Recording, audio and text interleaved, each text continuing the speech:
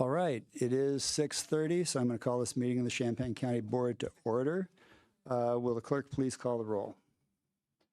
Sexton. Here. Sullard. Here. Thorsland. Finnish Theronot. Here. Wiggs. Here. Wilson. Here. Aris. Here. Cagle. Here. Carter. Here. Cowart. Crane. Here. Esri. Here. Farty. Here. Fava. Here. Furtado. Hanauer Friedman. Here. Lakshin. Here. Pugh. Present. Rodriguez. Here. Rogers. Present. Settles. Locke. Here. We have a quorum.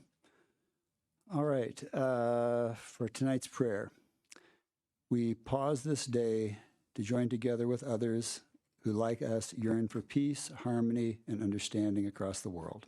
Amen. Let's all rise for the Pledge of Allegiance.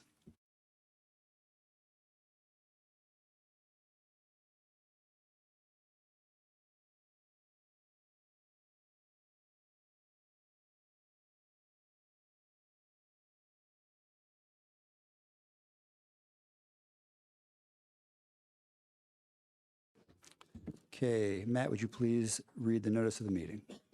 Notice is hereby given that a regular meeting of the County Board, Champaign County, Illinois, will convene on December 18th, 2025, 6:30 p.m. in the Shields Carter Meeting Room, Benton Administrative Center, 102 East Washington Street, Urbana, Illinois, in said county for the purpose of allowing and ordering payments of claims against the county, receiving and acting upon reports of committees, and such other matters as may be brought before said meeting, which said meeting shall continue in session from day to day until the completion of said business. All right, can I get a motion to approve the agenda? Motion from Finnish Theronot, second by Wiggs. Any discussion? Mr. Sullard. I have an amendment to propose to move item 11 to follow item 16.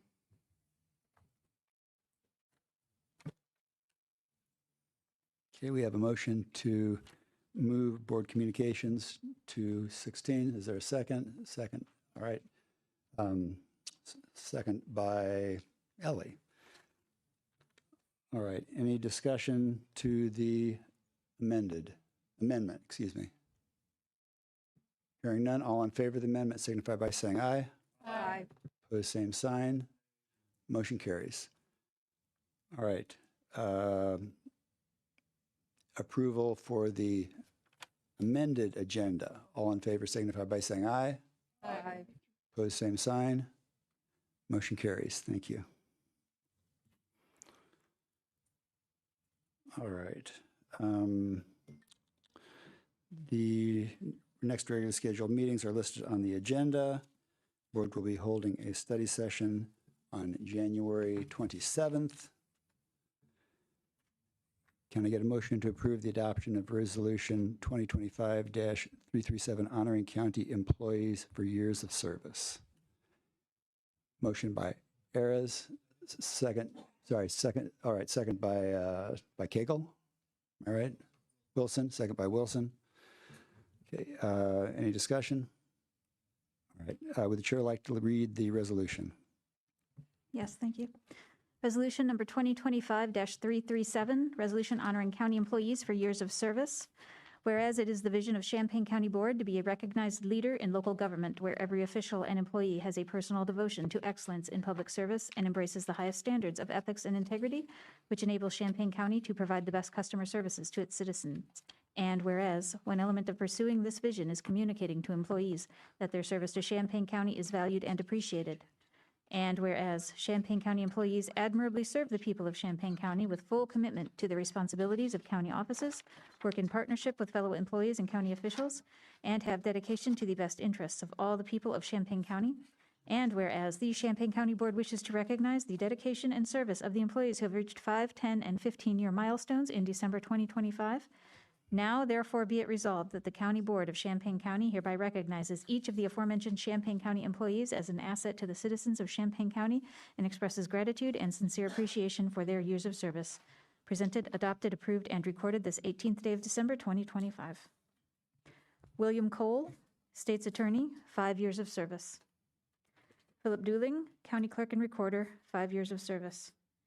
Nicholas King, Sheriff, 5 years of service. Micah McMahon, Sheriff, 10 years of service. Daryl Jackson, Probation and Court Services, 15 years of service.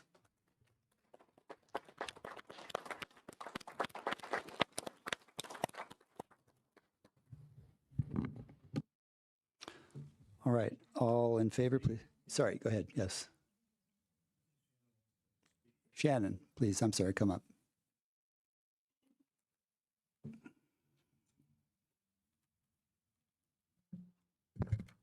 Hi, everyone. I just wanted to talk about Daryl, who is back here with his wife, Sandra. Daryl started his career in our department in December of 2010 at the Juvenile Detention Center.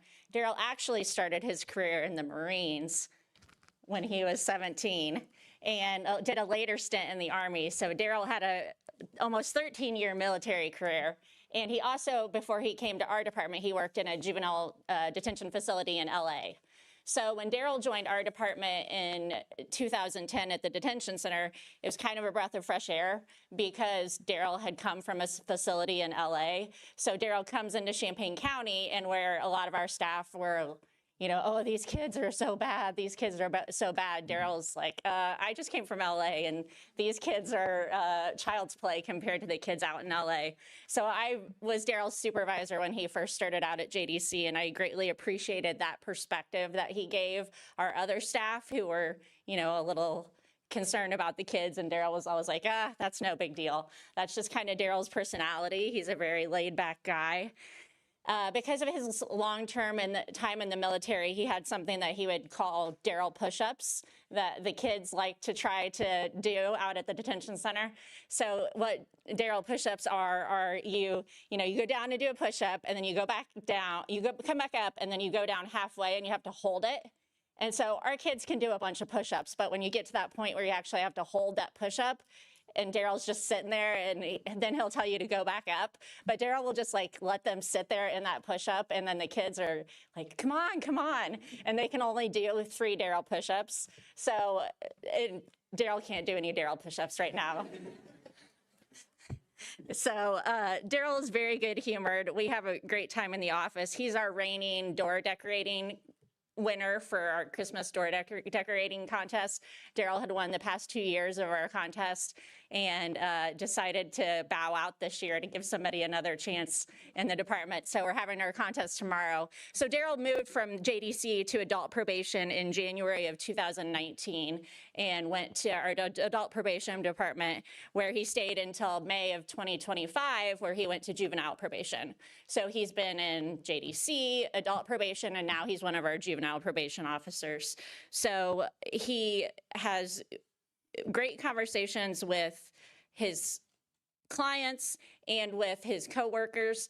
Daryl and I have had many different conversations about a lot of serious topics. He's somebody that I bounce ideas off of because he'll always give me his real opinion, and we're able to have a very good conversation over lots of different issues. He helps out with weekend drug testing, where we do drops for drug court clients at the detention center over the weekends. He helps out with that. He's really good at verbally de-escalating, like he was out at JDC, verbally de-escalating our kids and then adults and juveniles. So Daryl has been a lot of fun. He has a lot of sayings. So we walk around and we'll say things that Daryl will say, like bump that jive. That's a normal Darylism. And my name's Bennett and I ain't in it. That's another favorite Daryl saying. So Daryl makes our office a lot of fun, and he's a foodie, and we talk about a lot of restaurants, and we go to some restaurants, and he also does a part-time gig working at the U of I for security for games. So you may see Daryl working security if you go to any U of I basketball games. So we are very lucky to have Daryl and his wife, Sandra, joining us tonight. So thank you. Thank you.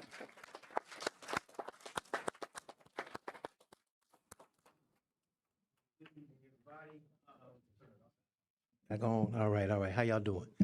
So I came tonight because of Philip Dooling. Philip wasn't able to make it tonight, but Phil came to us as an intern So he came into the office, he liked what we were doing in the office. He came in to volunteer as an intern, and it didn't matter what we asked him to do. It was a lot of election stuff at first, right?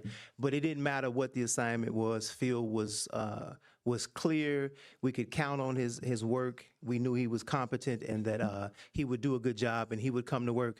If he had a situation, he had a couple of doctor's appointments, he would leave and come back. And that type of dedication is something that I truly appreciate. I think is something that is we need to celebrate and honor here at the county. So I know it's 5 years. It's not, and I don't have a bunch of good jokes and stuff to tell like Daryl in the back there. But 5 years, he's worked in our recorders division. He's worked in elections, and now he's in taxes, in a key role in taxes, and is a stabilizing factor for us in the tax division. So when you have that type of dedication, I mean, just going through a lot of different things, but you can always count on Phil to show up. So I wanted to show up for him tonight to make sure that I came and stood and said publicly how much I appreciate him as a staff member in our office, and how much so many other people in the office really appreciate his wisdom and his guidance.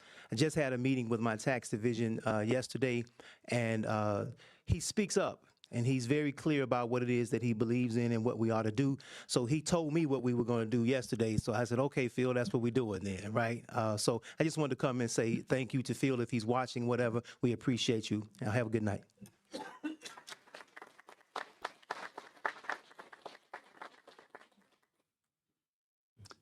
All right.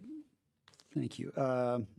All in favor of this motion, please signify by saying aye. Aye. Opposed, same sign. Motion carries. Thank you very much for your service. Can I get a motion to approve the adoption of Resolution 2025-338 honoring retiring county employees? Motion by JJ, second by Wilson. Beth, would you like to read the resolution? Resolution number 2025-338, resolution honoring retiring county employees. Whereas it is the vision of the Champaign County Board to be a recognized leader in local government, where every official and employee has a personal devotion to excellence in public service and embraces the highest standards of ethics and integrity, which enable Champaign County to provide the best customer services to its citizens. And whereas one element of pursuing this vision is communicating to employees that their service to Champaign County is valued and appreciated.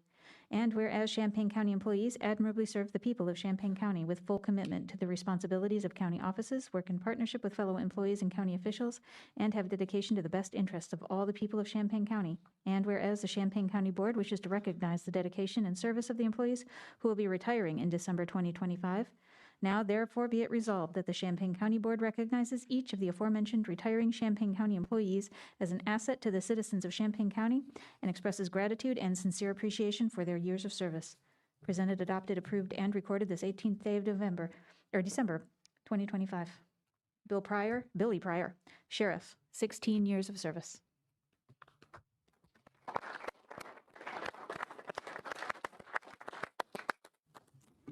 All in favor, please signify by saying aye. Aye. Opposed, same sign. Motion carries. It was pointed out to me by Mr. Sullard that I was incorrect in the time for the study session on January 27th. It is at 6 o'clock, not at 6:30. All right, moving on to public input. If there are members of the public that wish to address the board tonight, please fill out one of the forms by the door and return it to me. My first request is from Jay Walker.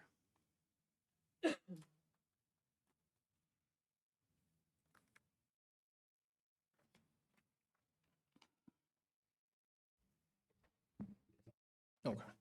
Good evening. My name is Jay Walker, and I'm senior faculty with Street College, and I'm here tonight to speak in support of fully funding Street College's JDC and reentry services for the full 2026 year. In 2025, the board approved $66,666 to support 6 months of JDC and reentry programming. The Street College delivered the program within that allocation. During that period, we served 53 youth inside JDC, and we also supported youth who returned home. 5 reentry scholars who voluntarily re-engaged because trust and relationships were built while they were detained. I want to underline something important, that we do not want to increase the number of youth who need us. Success is fewer young people ending up detained. Our goal is to help that number go down, but we also have to be prepared for reality. Whoever comes through the doors still deserve consistent programming and support. What we're proposing for 2026 is not more of the same, but a full year, fully staffed plan with wraparound, real wraparound. The total projected cost to do this right for the full year is actually $154,193, and we have already secured $54,193 from IDHS to supplement local investment, meaning your $100,000 doesn't stand alone. It leverages state funding and completes the plan. So I want to be very clear about what's on the line. If this is reduced to $50,000 for 6 months, it's not just a smaller number, but it changes what we can actually deliver. Our model includes consistent structured time inside JDC, which so far has been over 256 man-hours per month, and it includes reentry engagement and planning that makes that over 32 hours per month of reentry engagement and over 48 hours per month of planning and course development. These are the behind-the-scene work that keeps programming relevant, safe, and high quality. This kind of programming is also a cost-reducing measure. JDC staff have already reported the difference when our programming is in place. Decreased tensions, increased collaboration, and increased youth motivation. And that's the direction that we want. Safer units, better engagement, and better outcomes. It also includes mental health support. We partner with a licensed social worker who comes into JDC about once a month for group sessions and individual support. I want to share that right now our LSW is doing that work pro bono because we're committed to supporting the whole scholar across the board and not just one part of the problem. A 6-month budget also misunderstands how reentry works. Reentry is not a 30-day success story, and some youth are transferred between facilities or age out into adult systems, and reconnection can take months. One example that we have is a 15-year-old scholar who was transferred to Harrisburg after working with us for 9 weeks. We stayed connected through family, sent a message that we still believe in him, and his grandmother reported to us a real shift, that he went from hopelessness to a renewed determination with interest in reconnecting when he comes home. And that's what wraparound looks like, persistent relationship over time, not a 6-month window. I want to underline the timing. In 6 months, we're back in summer. Everyone in public safety knows summer brings higher risks, more unstructured time, more conflict, and more pressure on our systems. Cutting us off right as summer begins means cutting us off at the exact moment when we can do the most good, both inside the facility and with youth who are returning to the community. Also, this is county-wide work.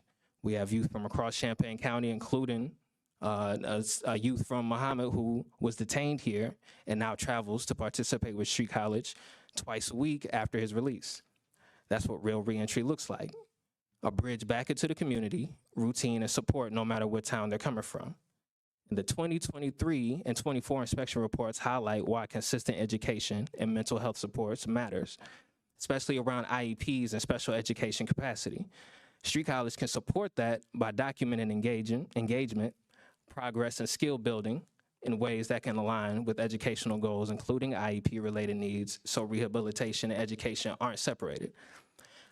Finally, if there's a misconception that we're operating in isolation, we aren't. We coordinate with the Office of Probation and Core Services to help connect with youth to programming after releases. Our game plan is to coordinate schedules and sign up interested scholars. Street College functions as a bridge between the system and the community, tracking progress across transitions and keeping youth connected to long enough for it to matter. And I'll close with this. Street College programming at JDC and reentry services will cease without funding. A half-year, $50,000 approach risks breaking continuity, weakening reentry, and undercutting the state dollars that completes the full plan. Right as summer begins, we're asking you to fund the full $100,000 for the full 2026 year so Champaign County gets a complete, accountable, leverage program, especially heading into the summer. Thank you. Thank you. Next up is Ellen Dalkey.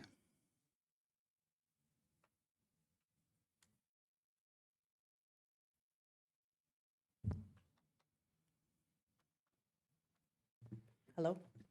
Yeah, thank you.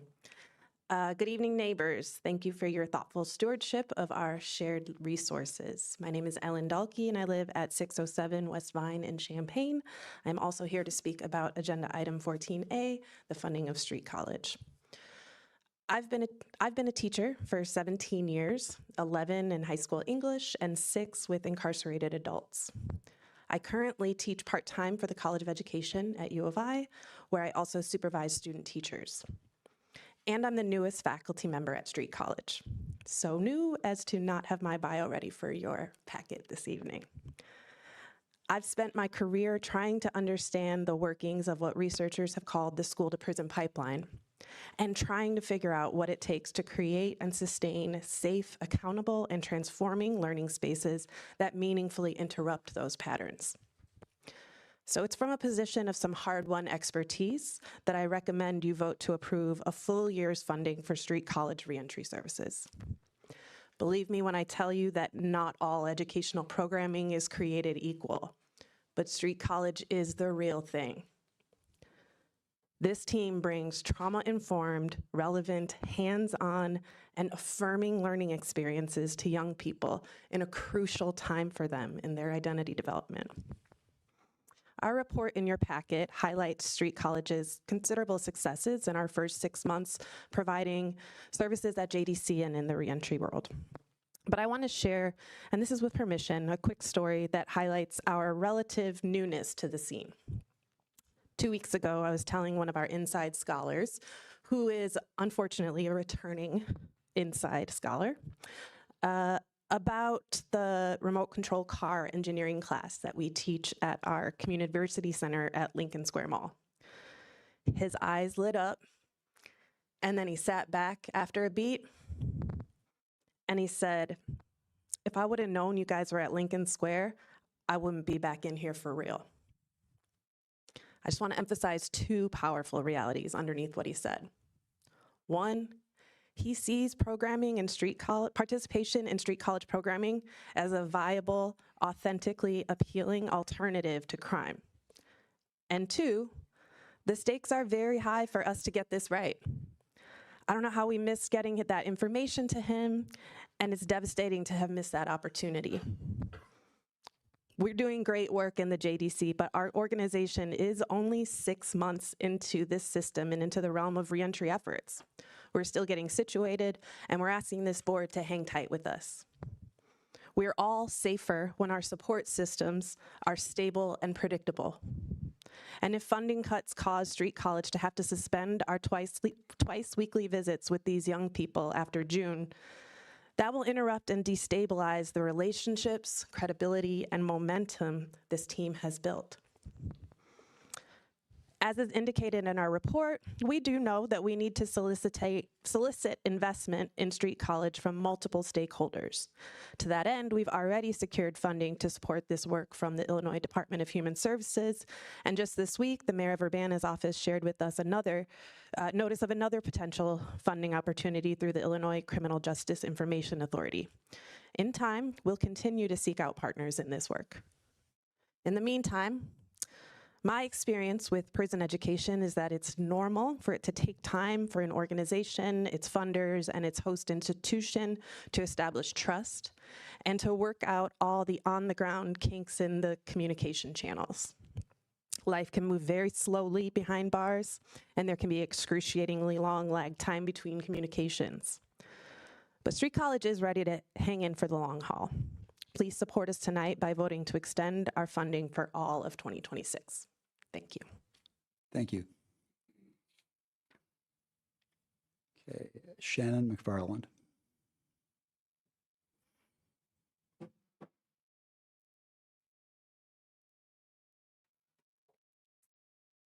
Hello, everyone. I'm Shannon McFarland and Standing Program Director for Street College, and I will keep this short, and I will like to say thank you, first of all, for trusting us with the $66,000 that you provided for us to continue servicing those students at JDC And I would just love to extend the opportunity to continue the relationship post 6 months or however long. We just really want to extend our concern for those scholars in that facility, and we would really love to continue providing a service however way that we can make it work. So I will let you sit on all of our comments, and again, thank you for trusting us with the budget, and we would love to continue and extend this relationship. Thank you. Marvin Livingston. Good evening. I'm Marlon Livingston. I'm currently the president and CEO of Cunningham Children's Home, where I've been there for about 20 years now. Honorable members of the Champaign County Board, Cunningham Children's Home has served children and families for 130 years, supporting over 1,000 youth annually through residential treatment, specialized education, and county-based programs. In alignment with our mission, we assumed key responsibility for the Champaign County Redeploy Initiative after DREAM stepped away, and we remain committed to advancing its goals for justice-involved youth. This is not a court. Can they give you a handout while I'm talking? Is that allowed? Okay, you can approach the bench. Yes, Roger. Since the transition, we have invested significant resources to strengthen the program. Therefore, we believe collaboration on its future is essential. Recently, we learned of plans to shift central services and grant coordination to county administration without prior discussion with myself or senior leaders of Cunningham. Additionally, proposals to hire Cunningham staff to similar roles raise concerns about duplicating services and creating competition with county government. We respectfully request transparent dialogue regarding the county's vision for direct service provision and the redeploy program's future. While coordination is important, assuming direct service responsibilities requires careful consideration by the county board. Our priority remains the well-being of youth in our community, and we are committed to continuing and enhancing direct service delivery for these youth. We have currently just recently undergone an evaluation. There are, after the program came to us, what we still need to do is to try to make the program more efficient and responsive. We nested it within our community services service array. Therapeutic space, we need to provide more therapeutic space. So we'll acknowledge that we're looking really at opportunities to continue to grow the program and be really intentional. We offer other like programs that are adjacent to this program. And again, whatever the future is, we just want to have transparent communication with the county, whatever direction the county and the state want to go in. I don't think I can take questions, right? No.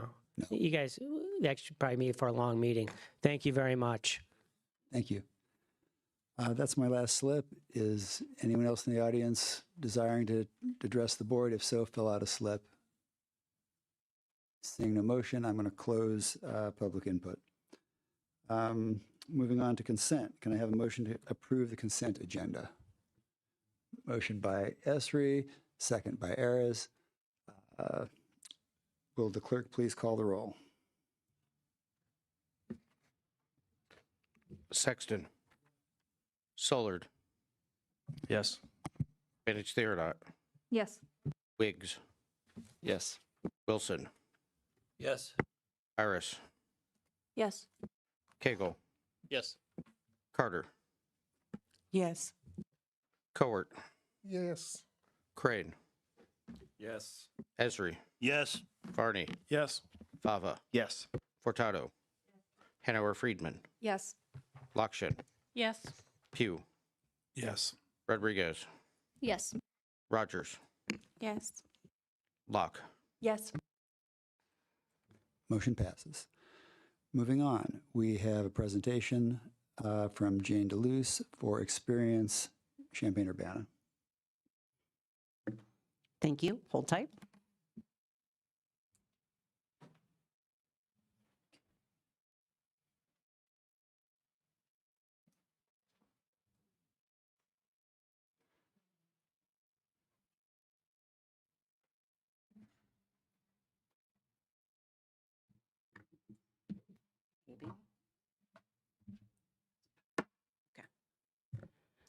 get myself organized here, working the laptop. Great to see all of you this evening. Happy holidays. Here to talk a little bit about your partnership with Experience Champaign-Urbana, which, as you know, is the certified destination marketing and management organization for not only Champaign County, but also Piatt, Moultrie, Douglas, and Ford County as well. So we do cover 4 counties.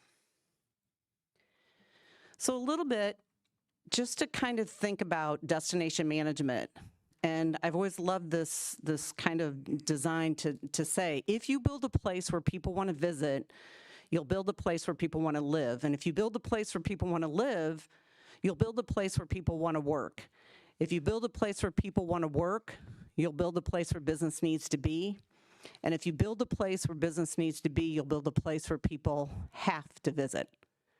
So I think it's important to think about what our role is as we drive not only the visitor economy, but bring in new residents to our area and keep our residents as well. Destination 2028 is our current strategic plan to promote our mission to promote a welcoming destination experience for visitors, enhance the lives of residents, and strengthen the economic opportunity. I'm going to quickly go through these goals because I want our partners to understand what it is that we do to support this community. First of all, we enhance our destination and community engagement. What does that mean? Well, let's first look at the numbers. The travel and tourism industry in 2024 supported almost 5,000 jobs in our area. That's a huge amount of people who work in the travel and tourism, the hospitality industry, that generating $165.4 million in payroll, bringing $19.4 million in local taxes vested back in the community through $633.6 million in visitor spending. Our region achieved the 8th highest spending in Illinois. When you look at, those are the numbers, we get that from tourism economics, but what we also work with is Zartico, and Zartico tracks visitor movement through our region. That is done through credit card spending and cell phone data. So yes, it is a little big brother watching.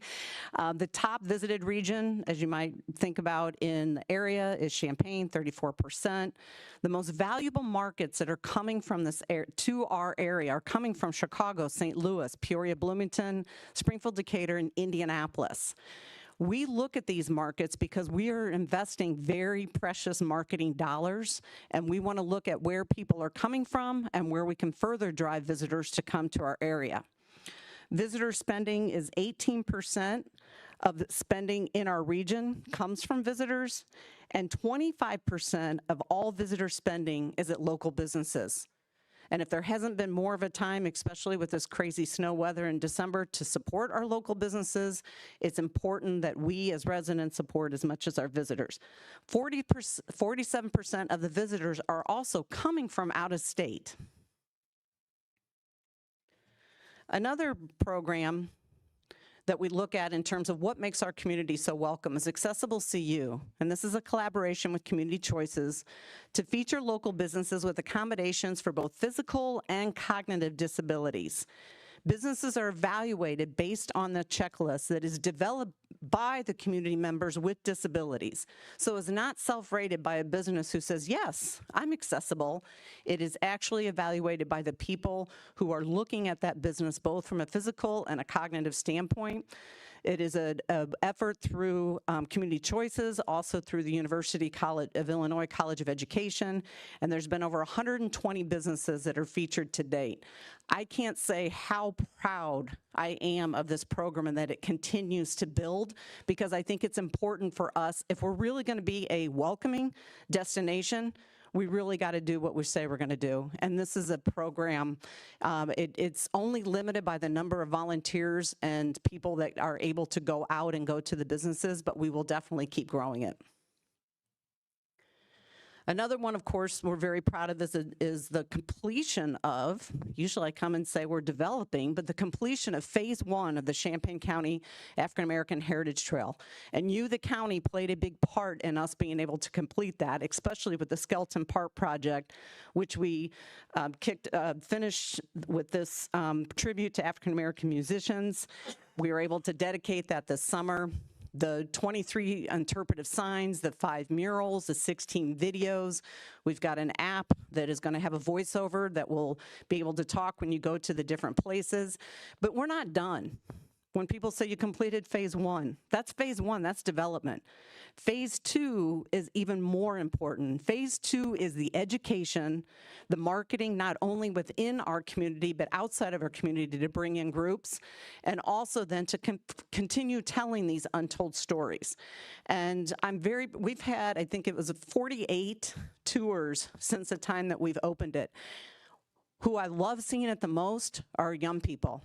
We talk about programs that are asking for financial support and continuing financial support. It starts when people are young to understand their community and be of their community. And these are efforts going into the schools or getting students out into the area and be able to see what our history is and what defines our community. Another program, the Champaign Welcome Crew. These are your 89 ambassadors who work with new or potential residents. We've worked with 336 new and potential residents. These folks here have volunteered their time to be able to be matched up with someone who's coming to the area or has already moved here, but wants a way to be able to feel more welcome. There's quarterly mixers. We pair people, so there's an opportunity for them to be able to talk about where's the best place to take a pottery class to where's the best place for childcare, maybe things that they don't necessarily want to ask somebody at their work, but it's a person who, again, makes the area feel welcome. Whether they've moved here or whether they're thinking about moving here, this program is growing by leaps and bounds, and it's being recognized nationally. Both Terry Reefstack from our team and Carla McCrory-McKay from the EDC are going to co-present about our new talent attraction program, and this is going to be included, and they're going to speak at a national program in the spring. The second goal just is structuring our partnership and supporter program to strengthen economic opportunity. We are primarily funded by hotel tax revenues. So if you look at our largest funding, which is through the Illinois Office of Tourism, that's 54% of our budget. So that is state hotel tax revenues. Locally, City of Champaign is 32% of our budget through a percentage of their hotel tax revenues. Our other partners, and I want to make sure we're giving a shout out, the University of Illinois, Busey Carl, City of Urbana, Rantoul, Savoy, and of course you, Champaign County. What we are finding, though, is if we're going to be able to continue doing the things that we want to do, we're going to have to continue to work with our partners to increase the hotel tax revenues as a funding mechanism, along with other ways that we can fund the initiatives that are happening in the community. Because what we do is bring in revenues. Food and beverage tax revenues, sales tax revenues, and of course, hotel tax revenues as well. Our regional partners, a lot of people say, why partner with them? Well, people come to a region. These folks do not have a certified GMO, Convention Visitors Bureau, whatever you want to call, in their area. That was cut by the state of Illinois several years ago. So we basically adopted them. But I like to say we adopted each other because there's assets in these communities that make it more attractive to come to our region. They are regional marketing partners. We promote them. They pay a fee. They're able to be promoted with what we do. And then when we go to a national a trade show to talk to group tour planners, we can talk about the historic museum, the Railway Museum in Monticello, or we can talk about the Amish community in Arthur, et cetera. It's a great way to be able to, again, promote our area as a region. The foundation, so ECU that I talked about, the hotel tax revenues, is a 501c6. The 501c3, the opportunities are endless. That is what is happening with the African American Heritage Trail, our film office, our talent attraction program, and for event bid incentives. So it's important for us to be able to get additional funding from our municipal partners, corporate partners, local grants, tourism attraction program grant, and individual donors. Third goal, we amplify our stories. Most of it, and you have in front of you the experience guide. We have 44,000 of copies of the experience guide that are given to visitors that are here for a conference or at the rest stops that you might see on I-57 or I-74 around the state of Illinois. We give them to a lot of new faculty and students coming here that just want to learn about the area. But we really focus on comprehensive digital and print ad campaigns. When I talked about those hotel tax revenues that come from the state, 90% of that grant is used for sales and marketing, and it has to be for 50 miles and out. So when you look at this and you say, wow, Jane, I don't see any of those ads, that's because you're here. We're promoting this area not only regionally, but statewide, nationally, and internationally for people to be able to come to our destination.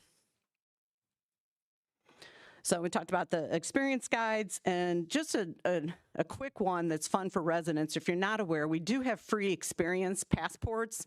You can sign up. See you on the trail. 100 miles, 55 trails in our region. Have you been to all of those? It's a great way to get out. Maybe not tonight, it's kind of nasty out. But it's a great way to get out and discover our trails and be outside. And if you check in at a certain amount of those, you can come in and get a t-shirt from our retail shop. There's also one for public art, Asian cuisine, mocktails, and our brand new one, See You on the Farm. What a great way to promote our ag scene. Building a high performance sales program. So how do we drive the visitor economy? We do it by bringing in events. Everyone's well aware of the IHSA state basketball that's been renewed. We're in the second year of our 5-year cycle on that. I'm very proud at the same time that we're hosting the IHSA state wheelchair basketball championships and the Illinois Special Olympics Unified Basketball Tournament. We just hosted an American Youth Football Tournament at the Rantoul Sports Complex in November. They said it was the best place they've been to, and when Illinois is back in the rotation, they want us to bid again to bring it back. It was a new tournament. We hadn't done it. November's a great time, so it's a really good time to do it. We're proud of the non-traditional and adaptive sports on the rise. One thing that I bring up with this is hosting these events require event bids. So none of this is free. When we bring in a football tournament, when we bring in IHSA basketball, those all require bid incentives because they know they can bring their business to a lot of places. So again, the importance of our partners. And then our weekday, they don't get they're not as sexy, sorry, meetings and conferences. They don't get the Channel 3 news and that kind of thing as a lot of the sports do, but they are so important to drive our weekday traffic. And one that I'll just give a really quick shout out to the Order of the Arrow, which is the National Scouting group that's gonna come here in July of 27, 8 to 10,000 people for that event. That is a terrific opportunity to utilize university facilities during the summertime when we're able to utilize those facilities. We've also just bid on the FFA convention to bring that here, and we're working on the National Science Olympiad to bring that back here as well. Those are what's important because summertime is when we can utilize those facilities and really help out local businesses when a lot of the students are gone. I'm going quick. I know you got a big agenda. Film on. Can you tell I get a little excited though? It's like, okay, stop. Okay, I'll tell you. So the film office, just real, we are house the Champaign County Film Office. It's where film permits are done. We track assets for the filmmakers.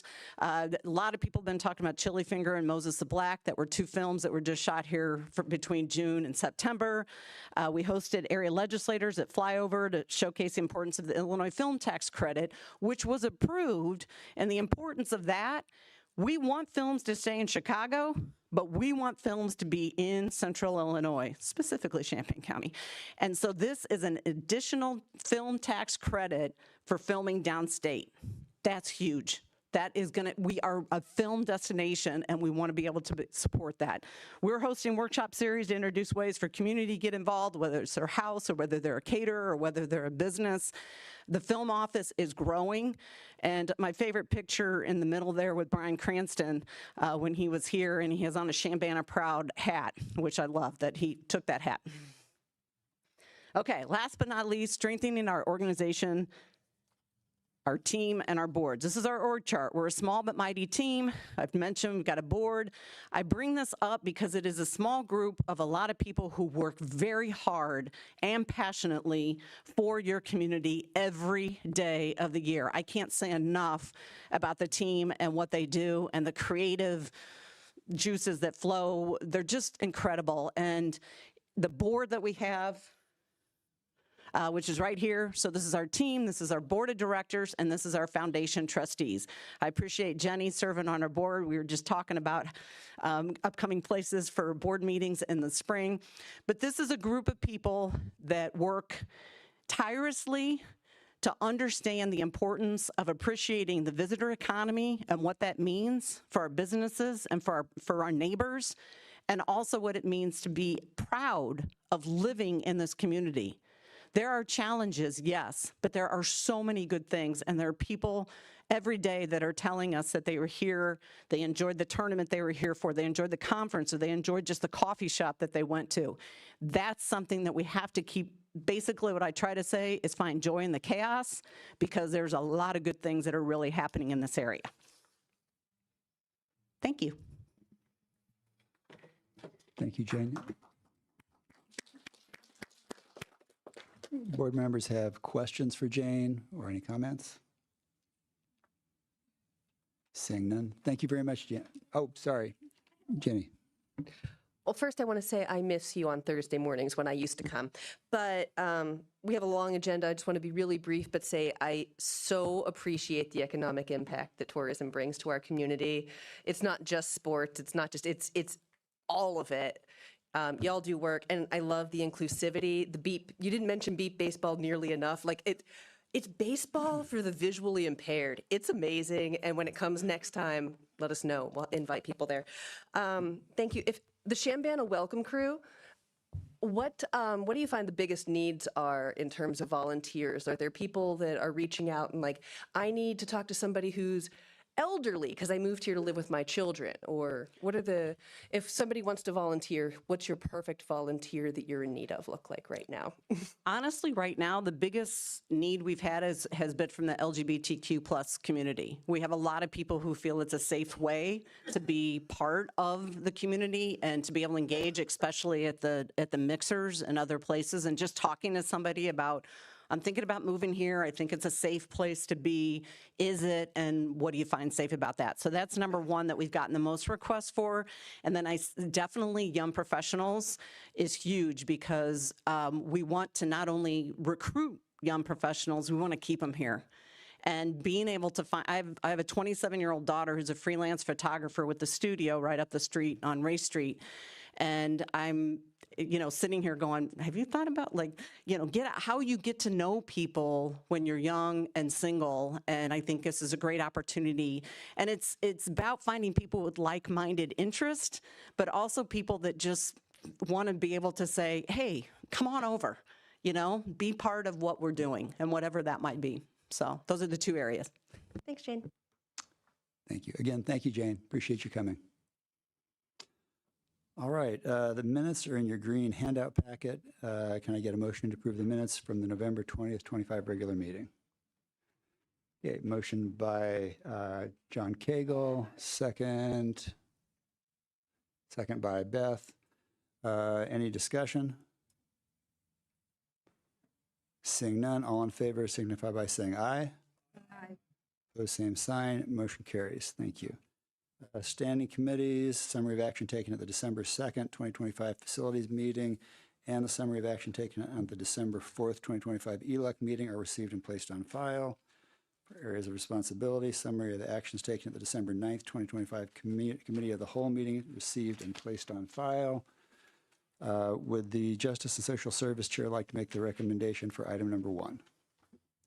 I move that we adopt the resolution number 2025-344, approving an agreement between the County of Champaign and the Street College for Reentry Services.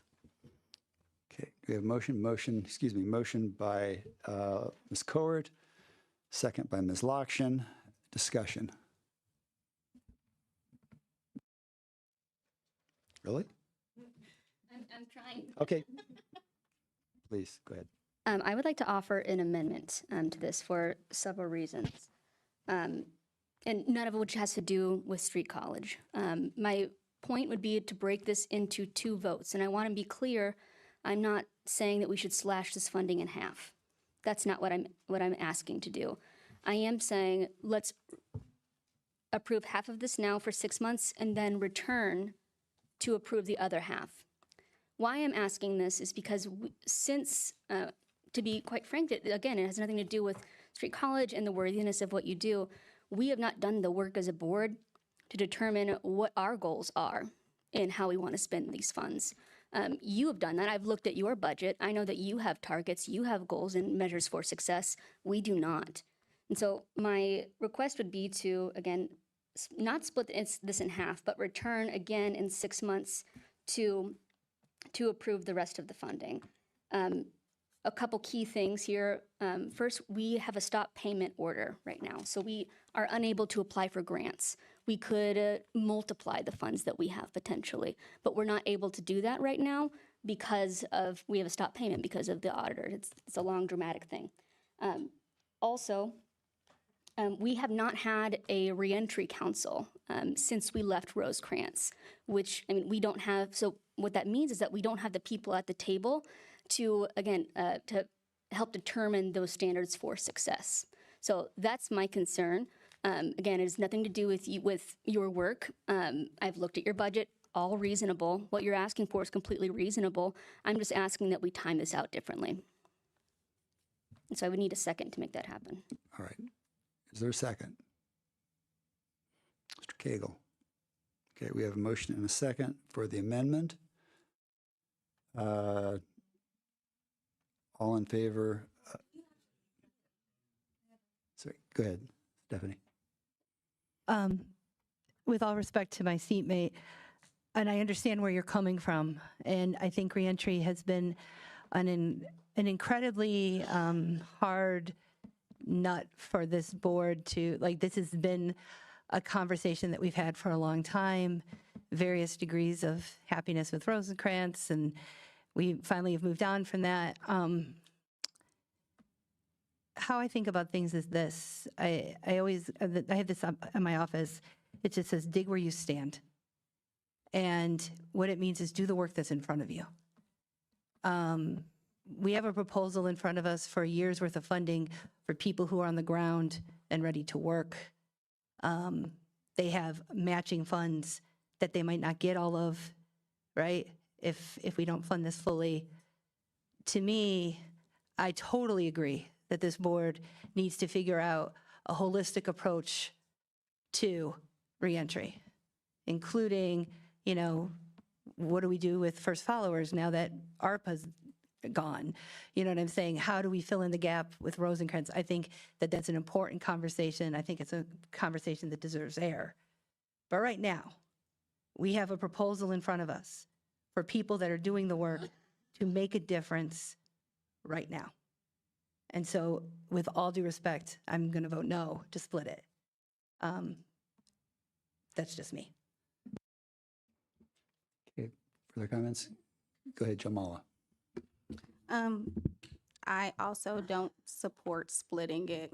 I understand that we need to have a reentry council, and I understand what Emily's position is, but I agree with what Stephanie said. They're here in front of us now. I think that we can take the next year to assess what we want to do with the $100,000, whether it's give it to Street College or use the funds for something else.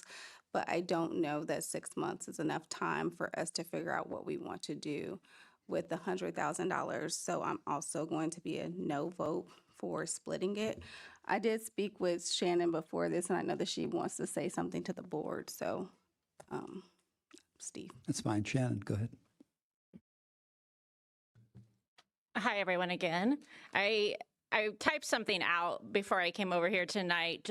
I know you guys got the letter that I submitted along with the initial proposal, but I just wanted to share some additional thoughts, and I will try to be a little bit more organized in my rambling that I usually do when I come up here. But I just wanted to share how programming is usually coming to be at JDC is we're at a meeting, I'm at a meeting, and I see somebody that I think might be good to come help out at JDC, and I approach them, and I try to get them to come help out at JDC. We're not paying any money for any other programming at JDC right now. It's all volunteer or the money that we gave Street College last year. So it's, we've not paid for programming at JDC ever previously through our general fund budget. We're not paying for any of that right now. It's all me going up and trying to guilt or sweet talk someone into coming out and doing work with our kids. But this money, when I approached Street College that way last year to try to get them to come out, they ended up agreeing to do way more than I expected. But the results have been amazing in what they've been doing out at JDC and what we're trying to do once kids get released on probation. I understand it's a lot of money, but I think that the executive summary that was provided by Street College details what the funds would be used for. Each time they come to JDC, they bring a minimum of 4 instructors. Sometimes it's 6. It's not just one person from Street College coming out to JDC for, a couple hours. It's 4 to 6 of them coming in strong, and it allows for more individual attention for our youth. Yes, I understand that there have been some talk about some of our youth being in custody on very serious charges and potentially not being back in the community for a while. That's not the majority of our youth, though.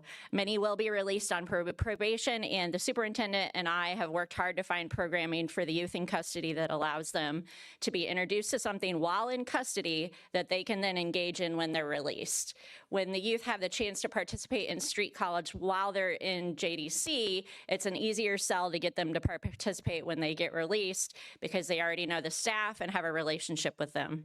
We're still, as they mentioned in their public comments, this is still fairly new. We're working on how to make it a better connection when they get released from JDC and put on probation, but it's definitely worked, and I think they detail that in the summary, talking about the connections they've made with our youth. Even our youth who get sent to the Department of Juvenile Justice, which is juvenile prison, for those of you who don't understand what that means. So some of our youth will go on to juvenile prison.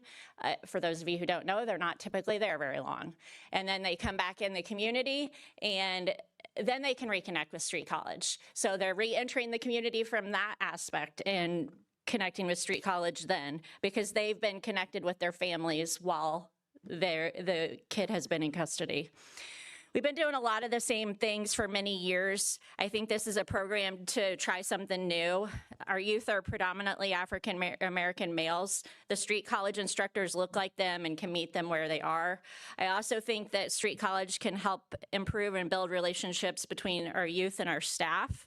At JDC, the programming allows our JDC staff to see the youth as more than their offenses. Improving these relationships allows for a better rapport that could ultimately lead to less incidents, better staff morale, and better retention for our staff. I believe that this program gives us the best chance to engage with our youth in a positive manner. I hear a lot of people say, don't spend money on those youth, spend it on younger kids or those who are less criminal. Not that those aren't important, but if we don't spend money on these youth, what message are we sending to them? No matter what they're in custody for, I'm not willing to give up on them, and this program gives them opportunities and hope. I've been doing this work for 23 years. I've seen a lot of programs come and go. We have a lot of case managers and care coordinators, but the Street College team is actually doing the direct care work, and that's what we need the most. So I'm asking that you approve the funding for 2026 and give us a chance to continue to grow and improve what is already being done. Thank you. Thanks, Shannon. All right, any further discussion on Emily's amendment? Excuse me, go ahead, Ms. Carter. Unlike some of my board members, I have seen you guys in your work in our community. We got a very lazy board that really don't participate in community events to know that you guys are always active in our community, and what you do is bring our community together. This needs to be funded. One thing that I noticed with Champaign County jails is that we don't have programs so that inmates don't think about reoffending. And then with the youth, it starts with the youth, right? So I will not be voting to split the payment. I think this should be included in our budget yearly okay? Because you are doing the work. I see the benefits of you guys being in the community. And I was very close, as Ms. McFarland can tell you, to Dr. P. God rest his soul, a man that went through the judicial system and changed his life around. He was a very positive force in my life when I was going through. And so I know how crucial people like you and the work that you do are very much needed in this community. So I'll be voting for the full $100,000, and I will continuously vote for this to be included in our budget because it's very much needed. Thank you. Further comments from the board? Go ahead, Brett. Thanks. I just, because we didn't, I'll go, tonight. Just go along with Emily too, that we really didn't do our due diligence. And I just want maybe next year we just look at more programs too out there, like the Education Justice Project at the university. And probably many of you don't know that First Followers actually has a women's program too now that recently started. So there are other options out there too. Nothing against these people at all. Thank you. Okay, JJ. I'm going to support both doing this for 6 months and the original resolution. I want to see the program continue, and either way, it continues, because right now, January 1st, it ends, so we need to make sure it continues either way. My only comment is actually, it's more of a word of caution to this board. Just because we've done things a certain way in the past does not mean we're going to be able to do that in the future. We are going to be making critical budget decisions early in 2026. And so planning these things out is going to be imperative. We're not going to be able to make decisions on the fly. Quite honestly, this is making a decision on the fly. We're not going to be able to do that anymore. And so this is just a word of caution to this board. Come prepared. Be ready with these things. And, I see it every day. It's a great program. Absolutely, it's a great program. The kids love it. They look forward to it. They're usually asking me, instead of doing consumer education, can we write our raps? And guess what? I'm a softie, and usually I say, yes, absolutely. Let's work on that, because they're engaged. They like it. I love the program. I'm concerned for this board and our financial decisions moving forward. Emily. I have a question. We have the benefit of having you all here. I'm not sure who directly to ask. Can you talk through how splitting this into two payments would affect your planning? So, for example, I'm assuming that when I made this motion, that it would not affect funding for the 6 months. But are you looking at the next year and saying, then I will have to cut salaries in half, so then you make it through the whole year? Can you walk me through the logistical concerns? Excuse me. Logistically, it would be us providing the service for the 6 months. They would get the full service, and without the full funding, we would love to find other funding elsewhere to fully support what the $50,000 would not provide for us. We would not prolong and maybe try to stretch, the funding so that we could match our salaries. We wouldn't reduce any of our funding due to the line items. It's just not so feasible for our program to look at it that way. We, as we mentioned, have in-kind donations also that we provide for for our mental health, for their compassion. So what would happen logistically is we would look for other funding to provide or to continue that service for those next 6 months. But we would have to cease programming at the JDC. So if the expectation of us taking it up for another vote, you wouldn't plan with that expectation. You'd plan for the worst. Is that right? Excuse me, ask that again? So I'm hearing you say that you would plan to supplement the funds expecting that they would not come through the other $50,000 in 6 months. No, we would be including those supplemental funds in with the 6 months, correct?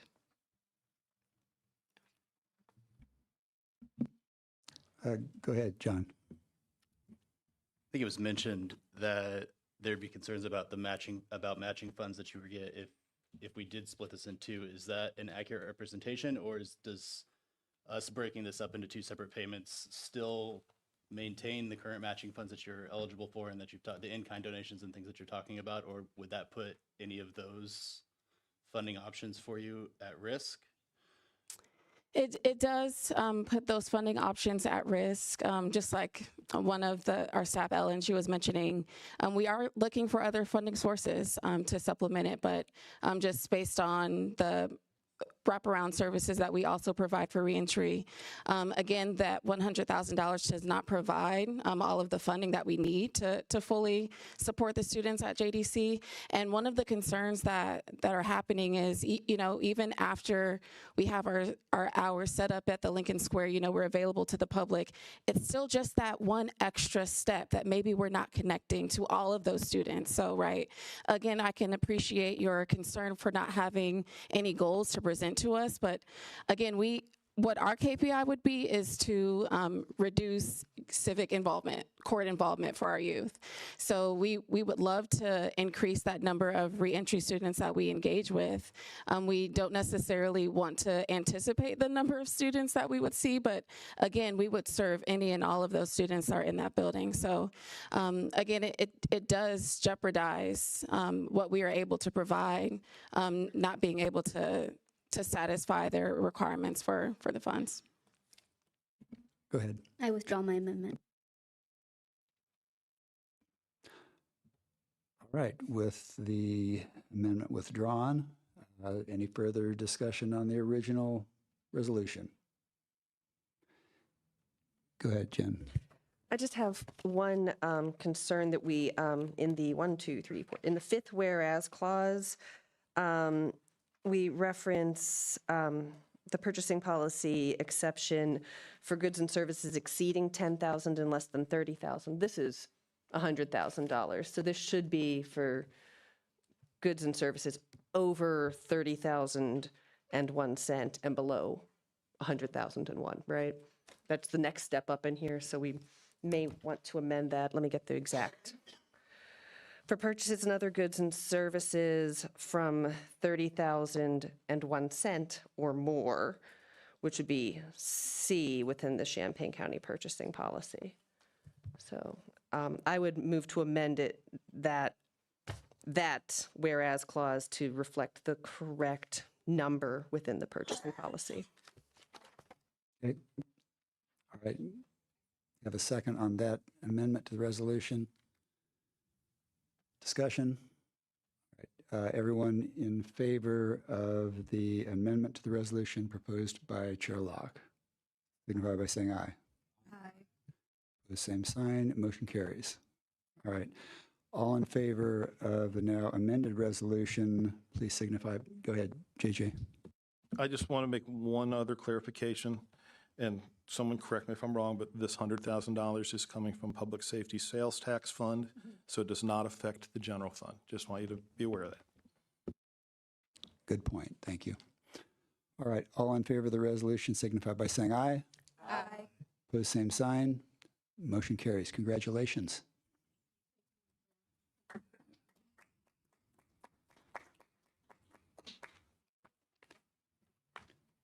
All right, moving on to finance. Would the finance chair like to make the committee's recommendation for item number 1?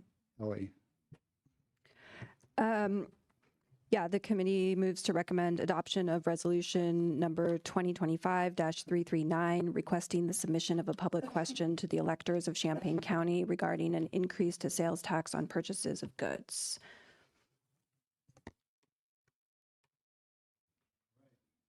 Can I have a motion? Motion by, oh, I'm sorry, she read the motion. All right. You have the motion, the second then, sorry. Second by Beth. Any discussion? Seeing none, all in favor, please signify by saying aye. Aye. Opposed, same sign. Motion carries. Thank you. All right, would Finance Chair like to make committee's recommendation for item number 2? Yes, I move for the adoption of resolution number 2025-340, requesting the submission of a public question to the electors of Champaign County regarding an increase to the county's property tax rate. And a second. Second by Matt. Discussion? Hearing none. All in favor, please signify by saying yeah, aye. Aye. Or yai. All opposed, same sign. Motion carries. Thank you. With Finance Chair, I'd like to make the committee's recommendation for item number 3. Move for the adoption of resolution number 2025-341, requesting the submission of a public question to the electors of Champaign County regarding a reduction in county services. Can I have a second? Second again, Sullard. All right. Discussion? JJ. So I've had several people speak to me about these 3 questions. Many of the same concerns that we talked about at the Committee of the Whole, that pretty much we expect the answers to be no, no, no. They're not wrong. That is what we expect, or at least I do. So I'd like to make an amendment to change the 3rd question. And actually, I'd like to ask that this question be listed first, and the question to be changed to read, to address Champaign County's general fund structural deficit, I support, and then the available responses are raising taxes, cutting personnel, and services. Those are your 2 choices. That's what I'd like to see us amend this question to, because it gives us an answer. I have discussed this with Mr. Beckett, and he says statute doesn't say it has to be yes or no. It needs to be simple and easy to understand. Having 2 responses is pretty simple to understand. It's choose one. So my amendment would be to change that wording by striking everything after the words I support, and the 2 responses to be raise taxes or cut personnel and services. All right. Second from Chair Locke. Further discussion on JJ's amendment to the resolution. Go ahead, Jeff. I agree in part, but not completely, with the 341 amendment, as Mr. Farney has asked. The way I understand 339 and 340, there's already the question about raising taxes, just the means and methods for doing that. I would prefer that this be, I support reduction in county services, period, yes or no. Because we're giving them a menu of items to choose from, which they may or may not know how to choose from. It's better just to say, we already have 340 and 339 on the ballot for a tax increase. It's just the method of the rate or where it's taken from. I would rather see 341 just be, I support reduction in county services, period. And then just say yes or no. Viewing that as a amendment to the resolution to change the verbiage. So is there a second to Jeff's resolution? Okay, we have a second from Mr. Crane. So we have a motion and a second for both items. Right, let's see.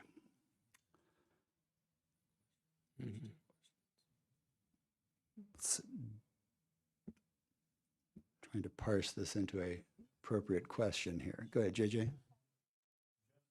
Jeff's amendment is the one that's currently on the floor, so we need to take it first. Okay. All right. Question. Go ahead, Mr. Crane. JJ, are we answering your question kind of with the first 2 questions that we just passed? So I'm asking that we make this the first question. And the reason I'm saying, okay, here's your choices, public. Raise taxes or cut personnel and services. You've made your choice on that. Now, next step. You said, I want to raise taxes. The next question is about property taxes. Do you prefer property taxes? Okay, vote yes on that. The next question is sales taxes. Do you support sales taxes? Vote yes on that. With Jeff's amendment, we're basically going back to the original question and just taking out any language about things that potentially could be cut. And we're probably going to see no, no, no, and not know anything better. By doing what I've suggested, people have to make a choice. Do you want to pay more, or do you want to see the county board cut services? Because those are our options right now. The only option that we as a board control is cutting services. Taxes, the public has to vote on that at some point. So if we want to get more of an answer from the public, from the voting public, my question gets more of an answer. Stephanie. Just from a logistical standpoint, I would like to suggest that first we take JJ's amendment, decide on that, because Jeff's amendment was a lesser addition to the first. Do you see what I'm saying? If we do JJ's amendment, that is taking us in a different direction. If that fails, then we're back to the original question, and Jeff's amendment is in the spirit of the first original thing, and therefore would just be an editorial process on the original intent. So logically, I think we should just take JJ's first. Also, JJ went first, so we have to vote on his amendment before we take up another amendment, because his amendment is not an amendment to JJ's amendment. His amendment is an amendment to the original amendment, and so therefore was actually out of order for this part of discussion within Robert's Rules of Order. Okay, thank you. Go ahead, Ellie. I guess just two questions about the proposed amendment. One, what about keeping in that additional language after that specifies if you're choosing to cut personnel and services, for example, what that means? I think we put that in there to make sure that the public understands what we're talking about when we say cut services. And I also just wanted to see if we change this language now, do we need the state's attorney to look at it again? Well, to answer your second question, Andrew Beckett reviewed my question as I read it, and it passes muster with him. To your first question, the original language says, I support a reduction in county services such as, and goes through the different things. So we would need to change the language somehow. The way I'm structuring it, it is to the point. And We you have had a another deficit. comment. I'm sorry. Here's the 2 ways to fix it. What's your choice? Neither of them are good. Go ahead, Ben. I understand giving them the choice, but I mean, if I'm looking at this on the ballot, I'm going to check no, no, and then I'm just not going to answer that question. I'm just going to leave it blank. So then what's the point of adding the question?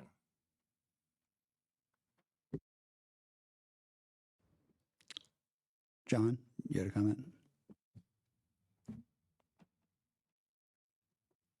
For the editorials, adding the specific mentioning of services that would be reduced or cut, my concern there is our job as the board in putting this ballot question out there is not to elicit an emotional response, which is exactly what these public services being called out are intended to do. We're trying to scare the public into answering it a very specific way, and that is not necessarily the case.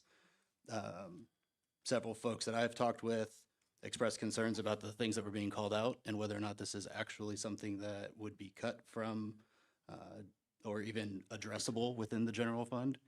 And I think these are things that we need to be very mindful of, that we're not trying to manipulate the public to vote a very specific way, which is the intention of the question that was being proposed with that very specific language. The amendment, I think either both from JJ or from Mr. Wilson, reduces that level of emotional tie to it and creates a much more straightforward and easy to understand and digest question for our constituents to respond and answer. This is the board decision, but any severe cuts to the general fund are going to be hitting the impacts that are being brought up.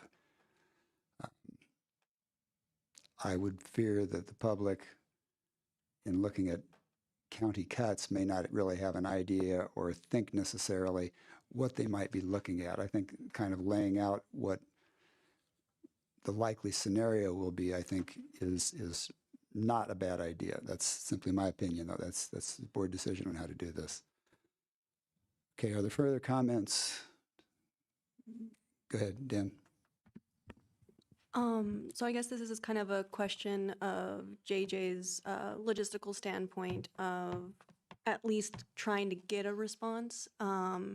Is there a reason you want a response more than no, or wouldn't it be more valid to just get the straight up answer of no, no, no, instead of trying to elicit a yes on at least the top point, and then what about the top point do you want, kind of thing? Kind of like you're saying, I want them to say at least yes or no on taxes, and then what? So I was kind of wondering what the logistical standpoint was on that. Go ahead, JJ. I'll get Matt, you next. Sure. My thought is that that last question, if you're voting no on sales tax, you're saying no on property taxes, it's real easy to also say, no, I don't want you to cut anything, because the voters are not the ones having to make these decisions. And so it's easy to just go through and say, no, no, no. I mean, that's what's going to happen in large quantities. No, no, no. Nobody wants to see services cut. I want to be able to walk into the clerk's office and get my birth certificate for, what is it, $15, $18, and do it in 5 minutes.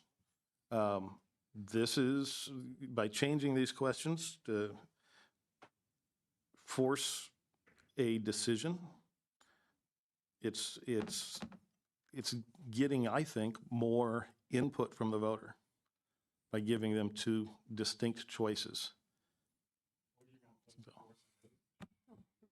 Let's wait till you're recognized. I think Matt's next. We'll come back to you. Go ahead, Matt. So first, I want to speak to Farney's amendment. I do think that the goal is to get some guidance from the public. And the way these are laid out right now, no, no, no. I think everyone expects that, and we were going to maybe move toward the one that got the less no's, if there is one. Well, that doesn't sound like a very productive way to move forward to me either. So I appreciate the amendment. I do think, I'm glad you ran it by Andrew before coming over. I do think that gives us more information to work with. Maybe it's still confusing with the votes. Maybe you skip it, but one vote versus other people who won't skip it. I won't skip it, so we cancel each other out. I think it's helpful to have that guidance. So I'm going to support your motion. Procedurally, I think we do, I mean, it's kind of misplaced with Wilson's motion, and maybe he could withdraw it until we handle the primary amendment first and then remove if appropriate. But procedurally, the secondary amendment should be resolved before the primary amendment is resolved, and then back to the motion. Parliamentary guidance appreciated. Go ahead. Brett. Just want to speak to what Mr. Cagle said earlier. For the language that might be removed here, I did talk to Mr. Blue Thursday night. Less county highway maintenance, that mainly comes from the motor fuel tax. So they'll be almost negligibly impacted, according to him. So maybe we shouldn't have that language in there anyways.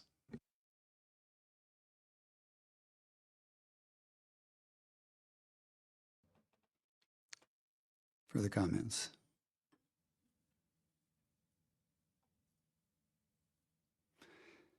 Seeing none, I will lean on the parliamentary guidance from Matt and from Stephanie. So JJ's amendment to the resolution, which would be a two-question, taxes or personnel services cuts. All in favor? Point of order, Mr. Executive. Go ahead, My Matt. parliamentary guidance was to suggest that Mr. Wilson should be resolved first as the secondary, unless he wants to withdraw it. Jen. So I've been sitting here with my hand raised and ignored for some of that inadvertently. I think I'm just a blind spot. It's only a secondary motion if it's a motion to amend JJ's, and it really seems like a motion to amend the original. It doesn't seem like Mr. Wilson's is a motion to amend JJ's motion, in which case it was out of order and we should do JJ first. So I guess it's up to Jeff to say, were you amending JJ's motion or were you amending what's in the resolution in front of us?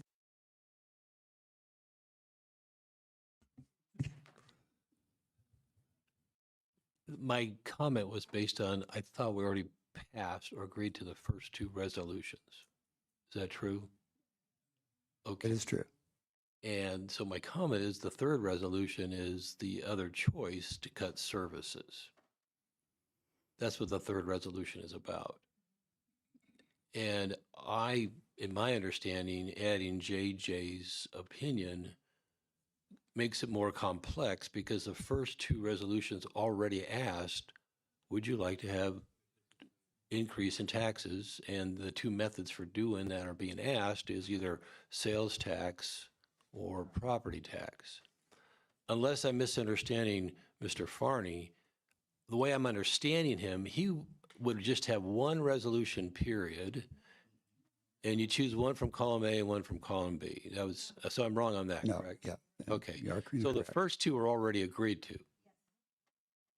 And then, so now the third one, it appears to me that we're just asking for tax in another means or method other than the first two, or cut services. Am I right on that? JJ, do you want to address that? Jen? I will let you, I think, because JJ, I was your second. I think we are on the same page here.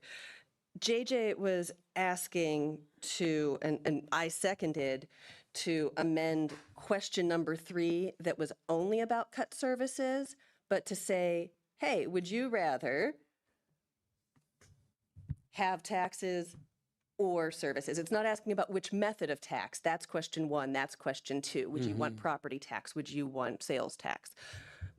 This is, would you rather increase taxes or cut services? And this is, to me, the most important one, which is why JJ suggested moving it forward, because this is the one that's going to give us information from the electorate of what to do, because we're going to come in here with a deficit again next year, and we need to know if we should just cut it to the bones because the voters said so, or we need to know if we should try and see or we should pass a tax. If we were only going to have one question, that's the question that I would want to have, and that's why JJ wanted to move it front, just in case there's other ones that get put forward. If we were only going to have one question, I wouldn't want to know, do you support increasing taxes? That doesn't, do you support increasing taxes or cutting services and making the electorate choose? That way, that gives us actionable information as a board. And if we get 60%, cut it to the bone. If we get 52%, if we get a majority saying cut, well, then that makes our jobs a lot harder because then we get to be the ones who cut. But if we leave it as is with this kind of property tax, this kind of sales tax, or service cuts, and it's no, no, no, then we're all going to be coming in here and fighting because we'll have no's across the board, and we'll still have to make the decisions. We're still the adults that have been elected to make these decisions, and we're still the ones who are paid here to sit here to make these decisions. So this way, we're getting guidance from the voters, especially if we are with JJ's amendment. And to one last point, to the point of, was that an amendment to JJ's amendment, which would be a proper secondary amendment, or was it expressing opposition to the amendment and then a comment later suggesting maybe an amendment of your own? I think it's more of an expression of opposition to the amendment, which would not make it a secondary amendment, which means that we should deal with JJ's first. I will concur on that.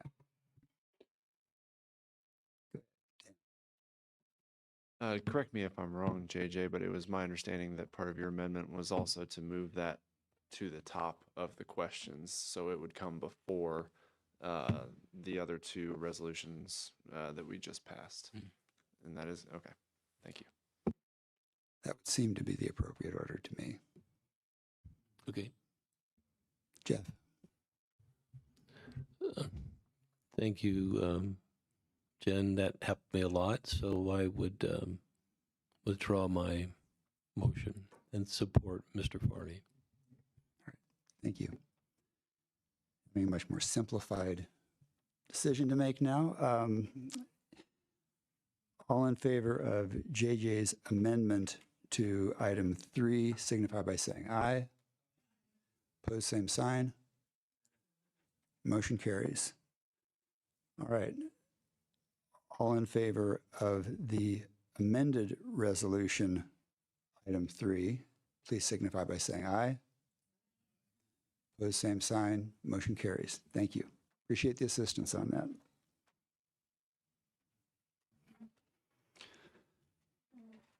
All right. Can I get an omnibus motion to approve the adoption of Resolution 2025-342, authorizing payment of claims, and adoption of Resolution 2025-343, purchases not following purchase policy?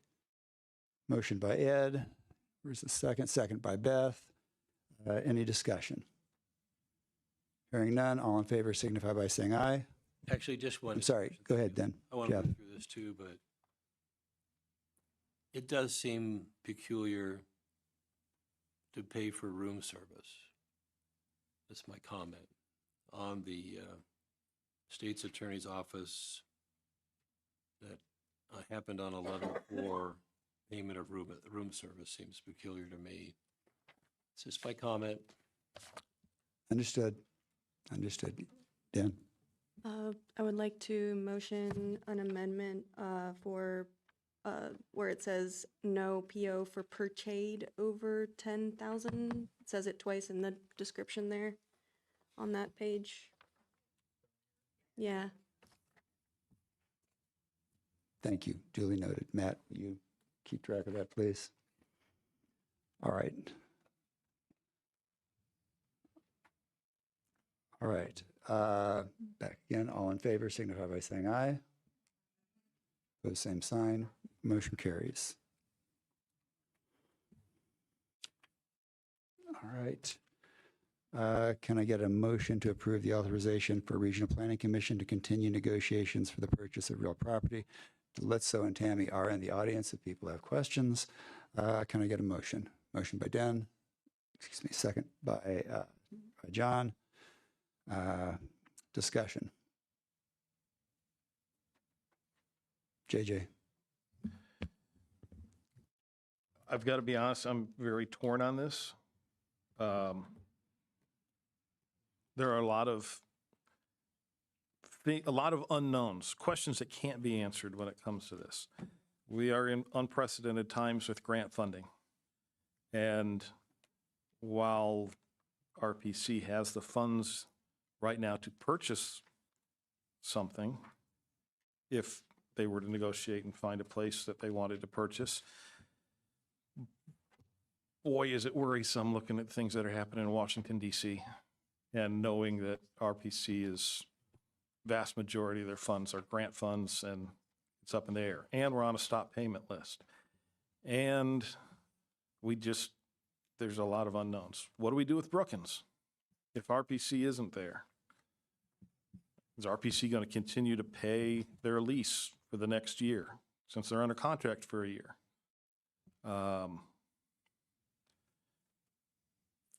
Things like the employees that are going to be maintaining any other facilities. Is it going to be our county employees? Or is it going to be through RPC, which are still county employees, but are they going to be from our physical plant staff? I'm very uncomfortable with this. Very, very uncomfortable with this. And boy, Brookins that's weighing big time on my mind. What do we do with Brookins? Do we mothball it? We're going to be listing it. If RPC leaves Brookins, at least we're not worrying about a large number of employees working in a facility where we're worried about the upkeep of the building and what if a major mechanical thing fails. It's a little less worrisome if there's not RPC and a large number of employees there. We've already heard that Brookings, this time of year, it's not uncommon for the offices to be 60 degrees in there. That's a sign that if RPC stays there, we're going to be needing to invest some money in there, money that we quite honestly don't have. We don't have a good decision on this. I'm hoping somebody else can make me feel better about it one way or the other, but I don't have answers on this one. Stephanie. I actually have a question, kind of dovetailing on JJ's point about like the long-term funding of CARF. I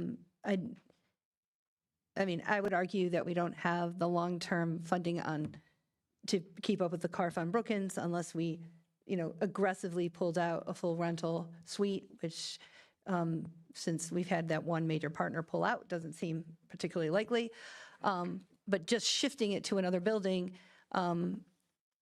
just based on how much money you're going to get from the rental folks, I mean, that may be enough to pay for maintenance. I'm deeply skeptical of that. It will not be enough to pay for CARF in that building. And we also don't have a sense of what's the lifespan on the roof? How long has the roof been there? How's the HVAC? You know what I'm saying? It is not incorporated into our capital asset plan. And so I guess one of my questions would be, would you all have the capacity to increase the administrative fees on your grants in order to build out an actual CARF? Do you see what I'm saying? Because I would say if we do vote for this, my assumption would be that RPC is going to be able to handle the CARF, because I do not see a landscape, unless one of these resolutions tells us by all means go out and get more tax money, that we are going, the rest of the county is, the general fund is going to be able to support CARF. Right? I mean, I don't think we could do it at Brookings either, but that's probably one of my biggest concerns. Sure. There isn't an expectation that the county would have to put funding into the maintenance of the building. As we mentioned last week, we have the tenant that we would be able to use those funds for the capital cost, but we are also able to build in depreciation into our indirect cost rate. And that is going to be, I don't know what we haven't got that far along in discussions with the county about what the depreciation timeline would be for the building, but that's a significant number that would be set aside for funding to address the capital needs.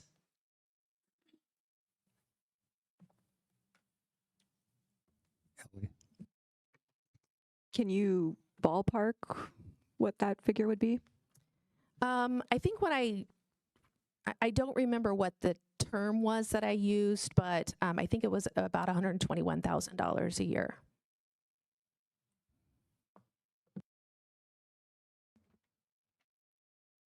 Go ahead, Samantha. I would also say, Stephanie, a question you had asked about the roof and so forth. We do have a full facility condition assessment that's completed, and there are certain things that are identified that would need to be addressed in a period of time. There are no immediate things that have to be taken care of. And we also are able to work with, I haven't done it yet, but we will work with the architect if we do move forward with this to put numbers to the future capital costs so that we can build a capital improvement plan. Again, Samantha, go ahead. I just got a question.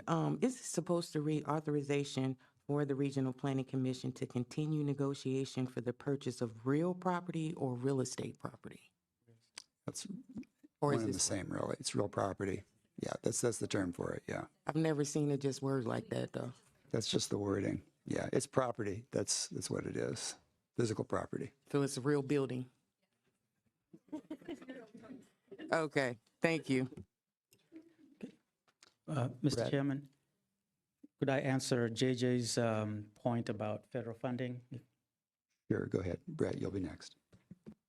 So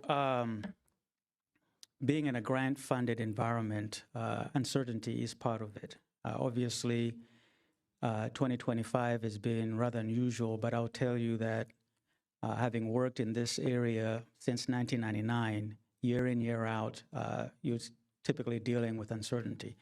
Because if it's federal funding, depending on whatever administration, whatever their priorities are, they'll propose either cuts, whatever, but then we have, I think, with most of our programs, built strong bipartisan support.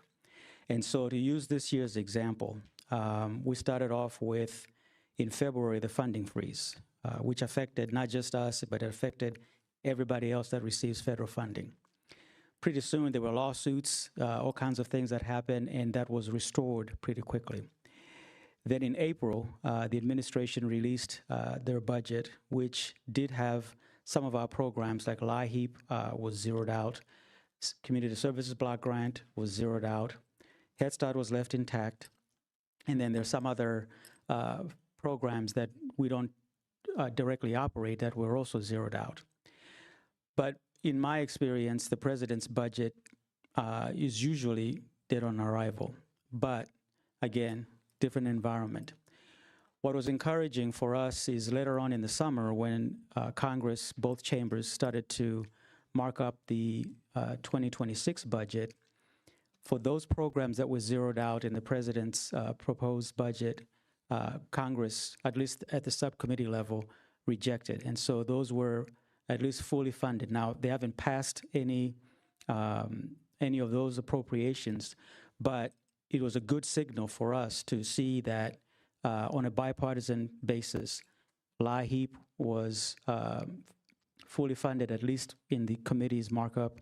Community Services Block Grant was fully funded. And then right now, as you know, we are in a continuing resolution up until the end of January.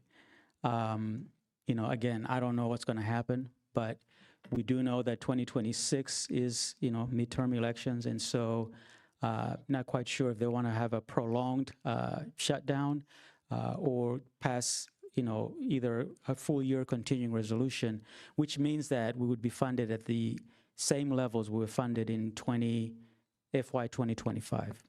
So I'm not saying that, you know, everything is going to be perfect, but what I'm saying is that this has been our experience. We've been through sequestration here in Illinois. As you know, we went through Governor Rauner's, you know, and the General Assembly, the budget impasse period, which affected funding flowing through to organizations like the RPC. So what I have put my faith in is our advocacy on a national level and our relationships that we have built on a bipartisan basis with Congress. That's kind of where we lean on to continue to support the programs and services that we provide. So maybe it doesn't make you feel comfortable, but I thought I would just kind of address that. That's been our experience. Brett. Thank you. Just to echo what JJ said too, I also have a lot of concern over this too, because things have been going nice so far. I don't know if that's going to continue in the future, where things are coming back and you're getting your grant funding. I see that kind of maybe just kind of ebbing away over time, but I guess my biggest concern is something happens, this and that, over the next few years, and suddenly we're holding on to 2 buildings now. And then we get to deal with 2 buildings and what to do with them. So I just want to make that comment. Thank you. I will point out I did sign the brokerage agreement today to retain someone to work on selling the Brookins property. I would not anticipate that anything would be happening quickly on that. So just temper any enthusiasm you might have. Jeff, go ahead. You had a question. Thank you. I guess we could ask RPC to buy the building for $1 after it's for sale, but I know that's bizarre, but no one knows what's going to happen in the future.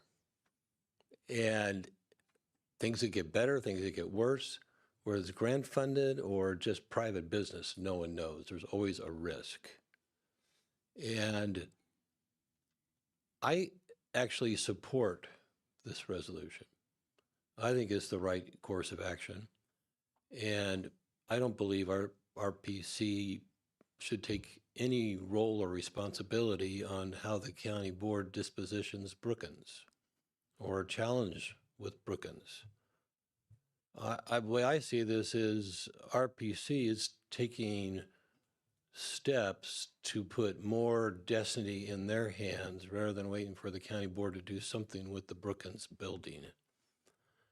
And there's always some uncomfortable feelings, but nevertheless, regardless if there's an uncomfortable feeling or some uncertainty, I'm going to support this resolution for them to proceed with their negotiations. Okay. Further board comments? Go ahead, Samantha. I had spoke with Mr. DeLitto last year because I really wanted you guys to stay, but I totally understand. And, you know, you've done what you could do and it's time to go. I totally understand and I totally will support this. So thank you.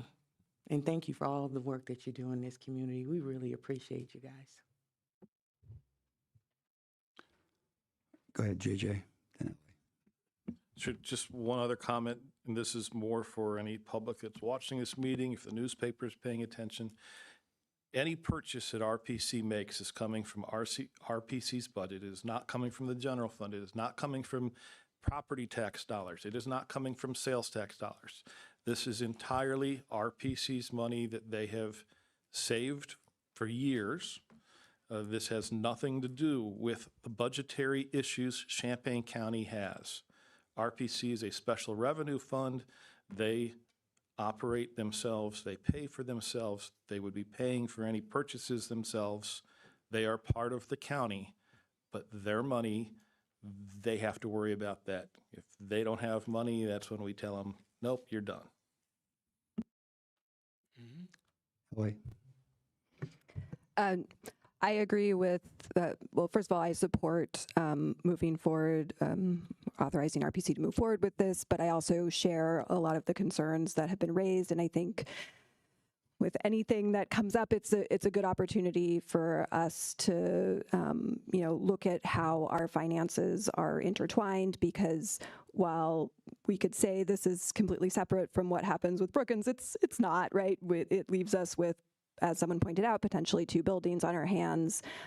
We need to think about financially those implications. So I look forward to, you know, further conversations with RPC leadership on, you know, how best we can move forward so that our interests are aligned and our finances are in as good shape as we can for everyone under the county umbrella.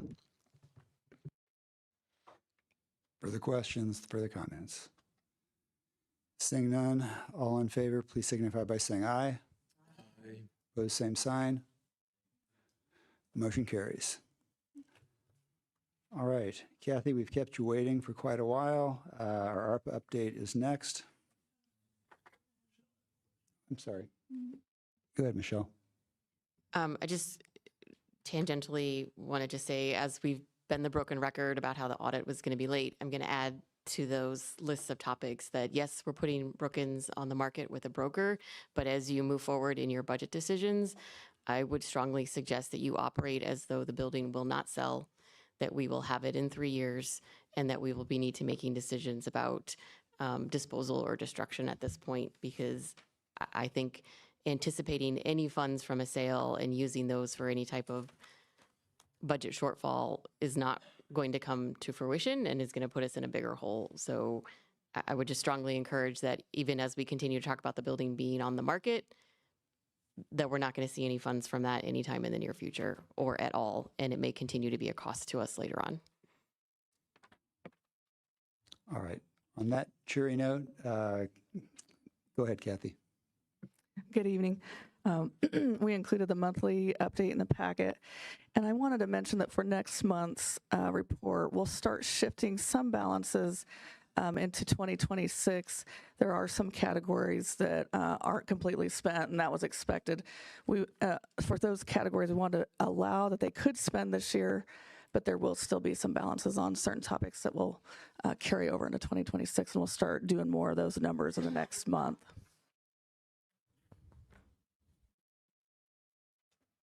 Okay. Does anyone have any specific questions for Kathy? All right. Oh, Jeff, go ahead. Thanks. And we talked earlier, but I just, for the record, just want to cover the conversation. The projected forecasted spend for 2025, $15.8 million, basically, and then actual through October through quarter 3 is $8 million, about $7.7 million yet to be spent this year. To me, that's a significant gap, but the way I understand the program, if it's not spent this year, it just automatically moves to 2026.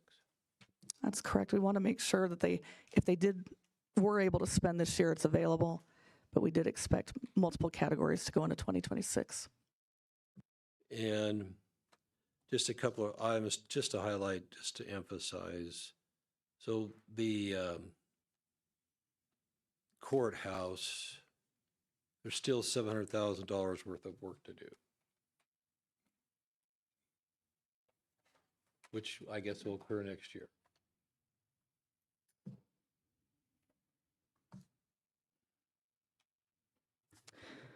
And has actually no money been spent on Garden Hills this year?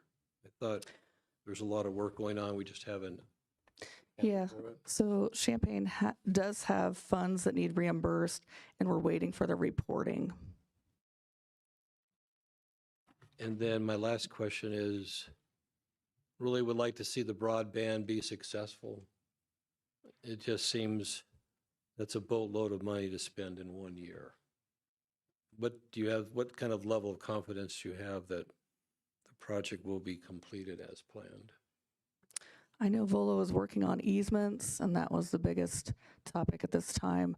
They were talking about maybe having a broadband committee meeting to touch base again, but currently it's easements that they're just trying to finalize.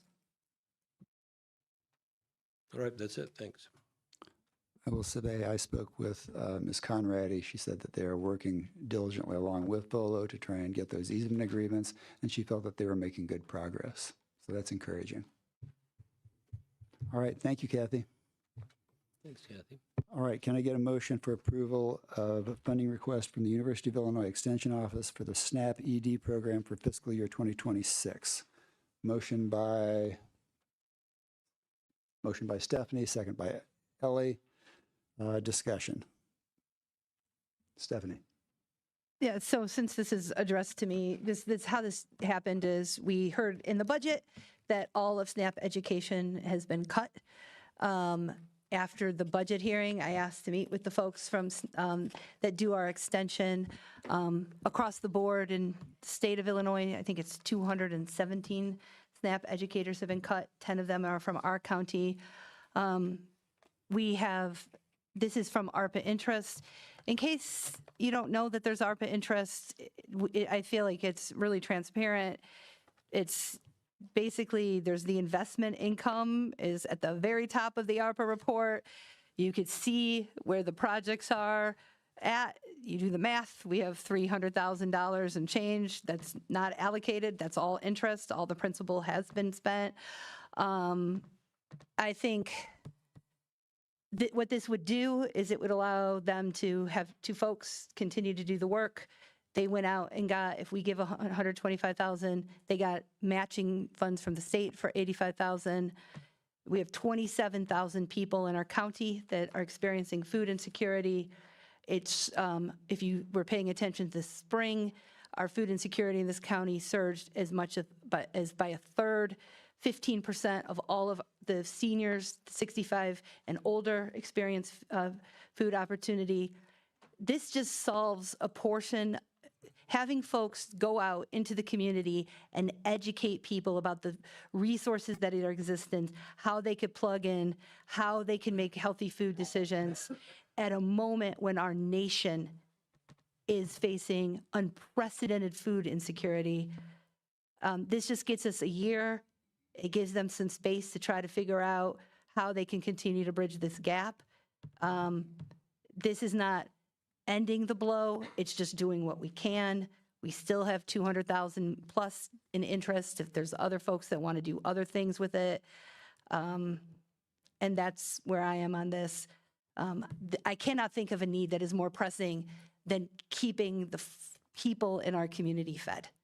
And so that's where this came from. I thought when they gave their budget presentation, it was really compelling.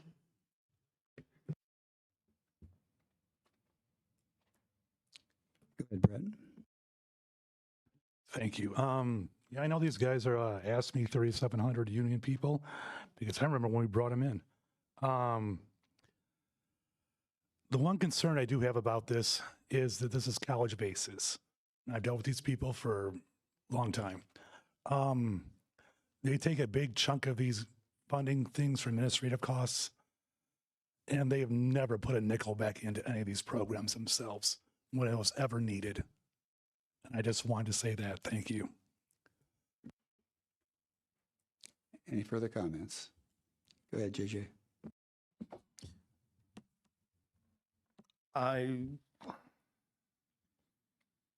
Through all of our ARPA projects, we have made sure that we are looking at projects that we could do one-time funding for. We're not looking at funding positions. It's very clear in the memo that we received that this is paying for 2 positions, and they're going to be in the same boat a year from now. And we're not going to be there to rescue them a year from now. So it's like, why are we doing this? Additionally, we got into a memorandum of understanding a year ago this month where we have a list of county projects for ARPA funds. We still have a lot of county projects. I know the circuit clerk is emailing on a regular basis about digitization projects that we need to fund. We're not addressing those. I think we need to, I hate to be the guy that says it, but we need to address our own problems first. We can't rescue everybody. And I really, really don't like that this is going for positions. We're seeing all the issues the city of Champaign Township is having right now because they made poor decisions with ARPA money. Up north, Regional Transit Authority made bad decisions with ARPA money. This is exactly what got them into trouble. I'm going to be a no on this. All right. Stephanie. No, I totally respect what you're saying. I think the food crisis is acute.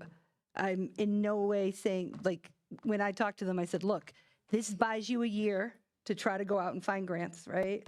One of my favorite professors in the U of I, Sundarya Tajua, once said, if you're on a train and it's going off a cliff, you always go with the person who's going to tap the brakes so that the train goes a little slower, right? Because in that amount of time, maybe you could find a chance to fix the engine on the train and fix the brakes, right? Do I think this is solving food insecurity in Champaign County and the education around it? Absolutely not. It just makes that the cliff that this program is going to fall off of just a little bit less, right? And to be perfectly blunt, the $100,000 isn't going to save our facilities anyway.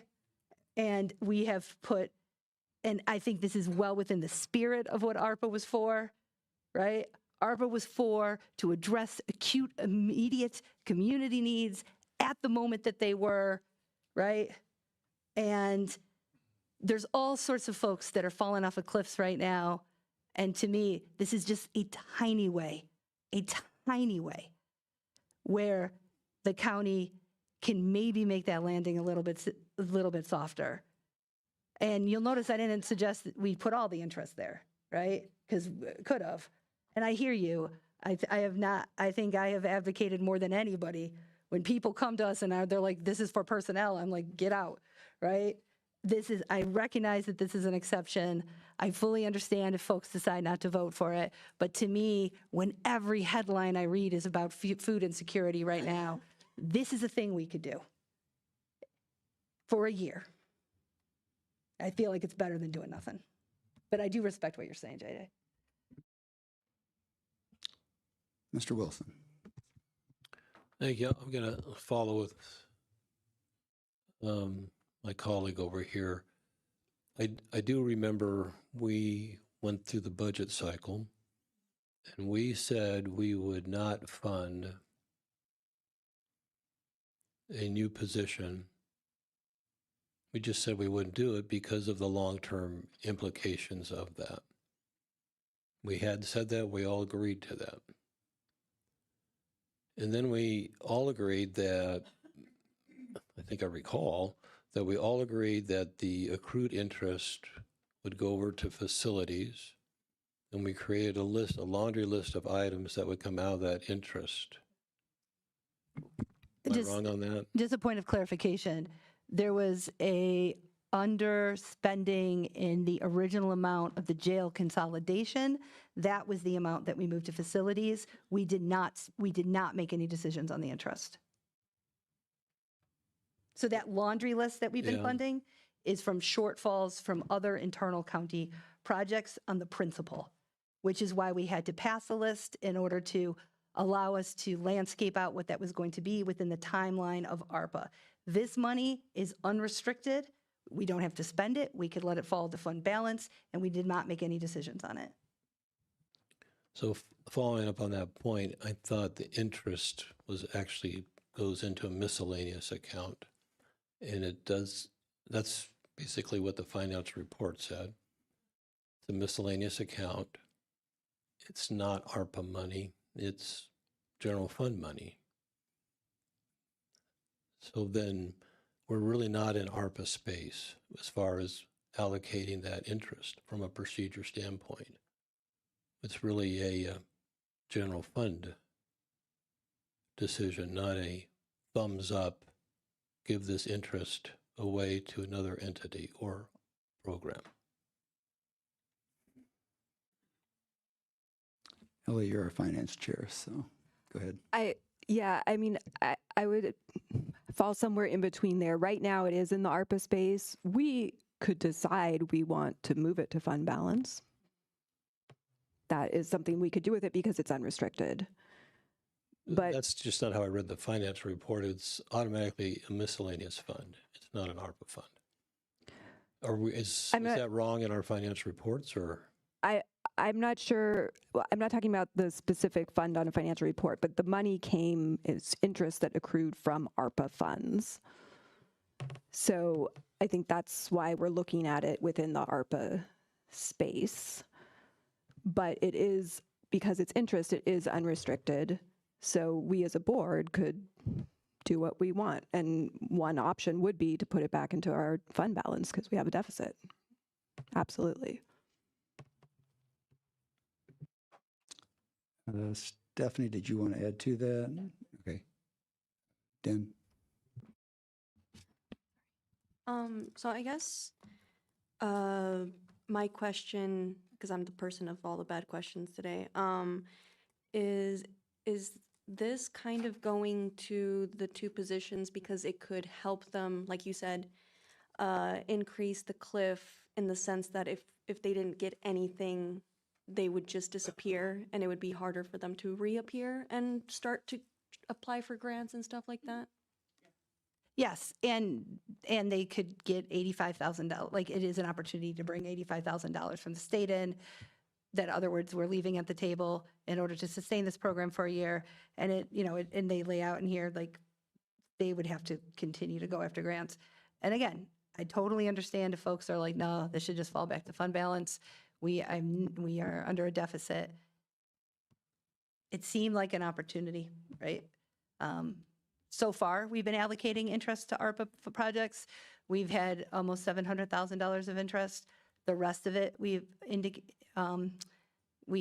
allocated. We have $300,000 left. We get to decide what to do with it. It is unrestricted. We do not have to report it by the end of 2026. And just a point of clarification, this is a vote, not a thumbs up, thumbs down. It's a vote. Thank you. Samantha? I'm guessing, or I'm wondering why CUPHD isn't mentioned in this.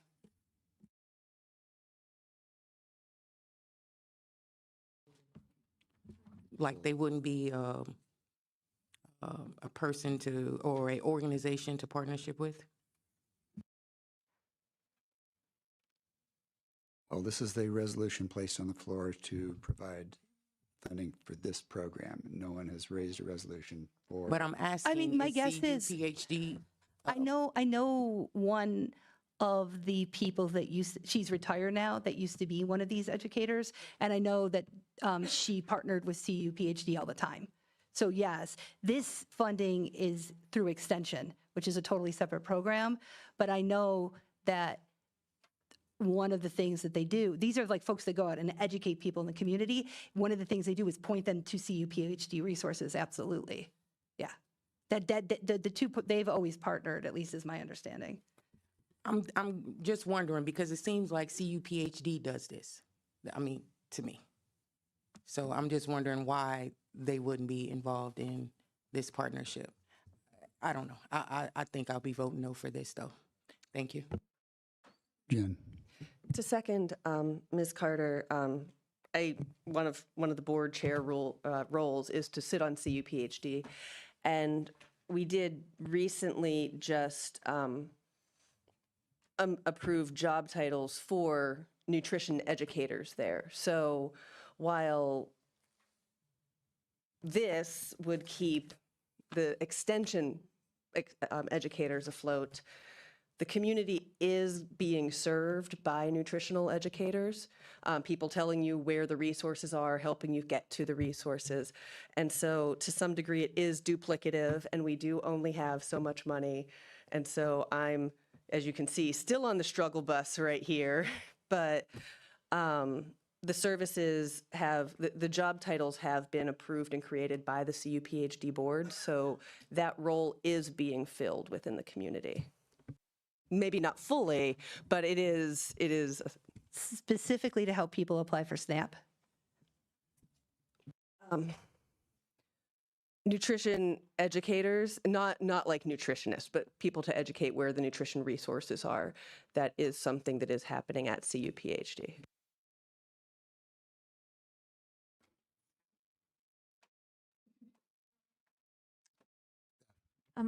Does that not only apply to Champaign-Urbana and not the county as a whole? Correct. And we are the county board. We are the county board, and I know a lot of the services happen within, Champaign, Urbana, Savoy, but yeah, outward, yes, we are the county board. So does the extension program reach all corners? Yes. Yeah, I mean, that's actually their primary focus, is not just Champaign-Urbana.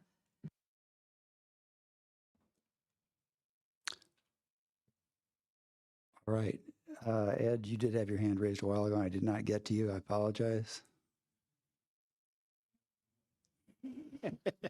I just think in this budget climate that I can't support this. We need to do more to keep our house in order right now. Thank you. All right. All in favor signify by saying aye. Opposed, same sign. Okay. Motion fails. All right. The grant coordinator update is in your packet. And do board members have any communications to share? Brett. Yes, thank you. At the highway commissioners dinner Thursday, is that the right name for it? I've got an earful from quite a few people there why we don't have an American flag flying outside this building. So I'm just passing that along. Samantha.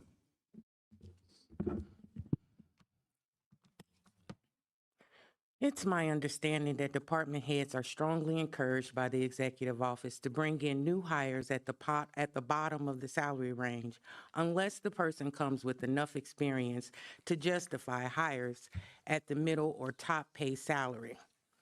There was mention of the county saving money, so I guess this question would be to Emily, Stephanie, or JJ. Can you explain how the county has saved money by hiring Michelle Jett as interim facilities director, snubbing a more qualified county employee, Chris Smith, that's been employed in that department for several years. I'll answer that To question. my recollection, Champaign County has paid $2 million for Bennett Center, and we've spent $24 million in renovations. Did county employees in Executive Steve's office receive a bonus in 2024? And will those same employees receive bonuses this year, in 2025? Did Champaign County spend $70,000 in advertisement costs to promote the public safety sales tax and get rid of the auditor's office in 2024? The deficit went from 1.8 million to 3 million. What was the cause for the increased deficit amount? Ellie and JJ, please resign. Being uninformed clearly shows you're not qualified to hold the positions as chair and vice chair of Champaign County Board Finance Committee. Regarding Ms. Jett, there are Thank you. cost savings because she's taking approximately half of what we would normally be paying for a facilities director. So it's a 50% savings. Can you say that again? She is receiving half of what we would normally pay for a full-time facilities director. So we're saving approximately 50% of what we would pay for a full-time facility director. Versus increasing Mr. Chris Smith's pay wage 10 to 15%, we're still saving? If Mr. Smith was hired as the facilities director, he would likely be in that same pay range. He would not be in the pay range that he's in now. I know what he's making now. He would nominally make some more, but we're saving money with that. Point of And you order, know why that's are we not true. Thank discussing you. individual employees in an open meeting? We should not be doing that. Yeah, I apologize. I did feel it needed to be addressed. All right. Jeff, go ahead. Thank you. So, happy Hanukkah. This is day 4 of an 8-day celebration. So Hanukkah means dedication, and it's called dedication because in the 2nd century before Christ, the Jewish nation was under severe attack by remnants of Alexander the Great's empire, and the temple was desecrated in about 164 BC. Then it was rededicated, and there was a miracle where there was the 8 days of candles. That's why there's 8 days. Unfortunately, on day 1 of Hanukkah, there was a massive attack on the Jewish community in Australia. 1,000 people there, 15 people were killed. One was just a child. One was a survivor from the Holocaust. And unfortunately, what used to be for centuries just a localized anti-Semitic attack is now pretty much globalized. Increased significantly amount across all countries. The other part of the Hanukkah also means it's a festival of lights, and the reason is because of resilience and survival, no matter how dark it is. So whether it's dark outside or whatever, there's still some light that needs to be shined. So happy Hanukkah.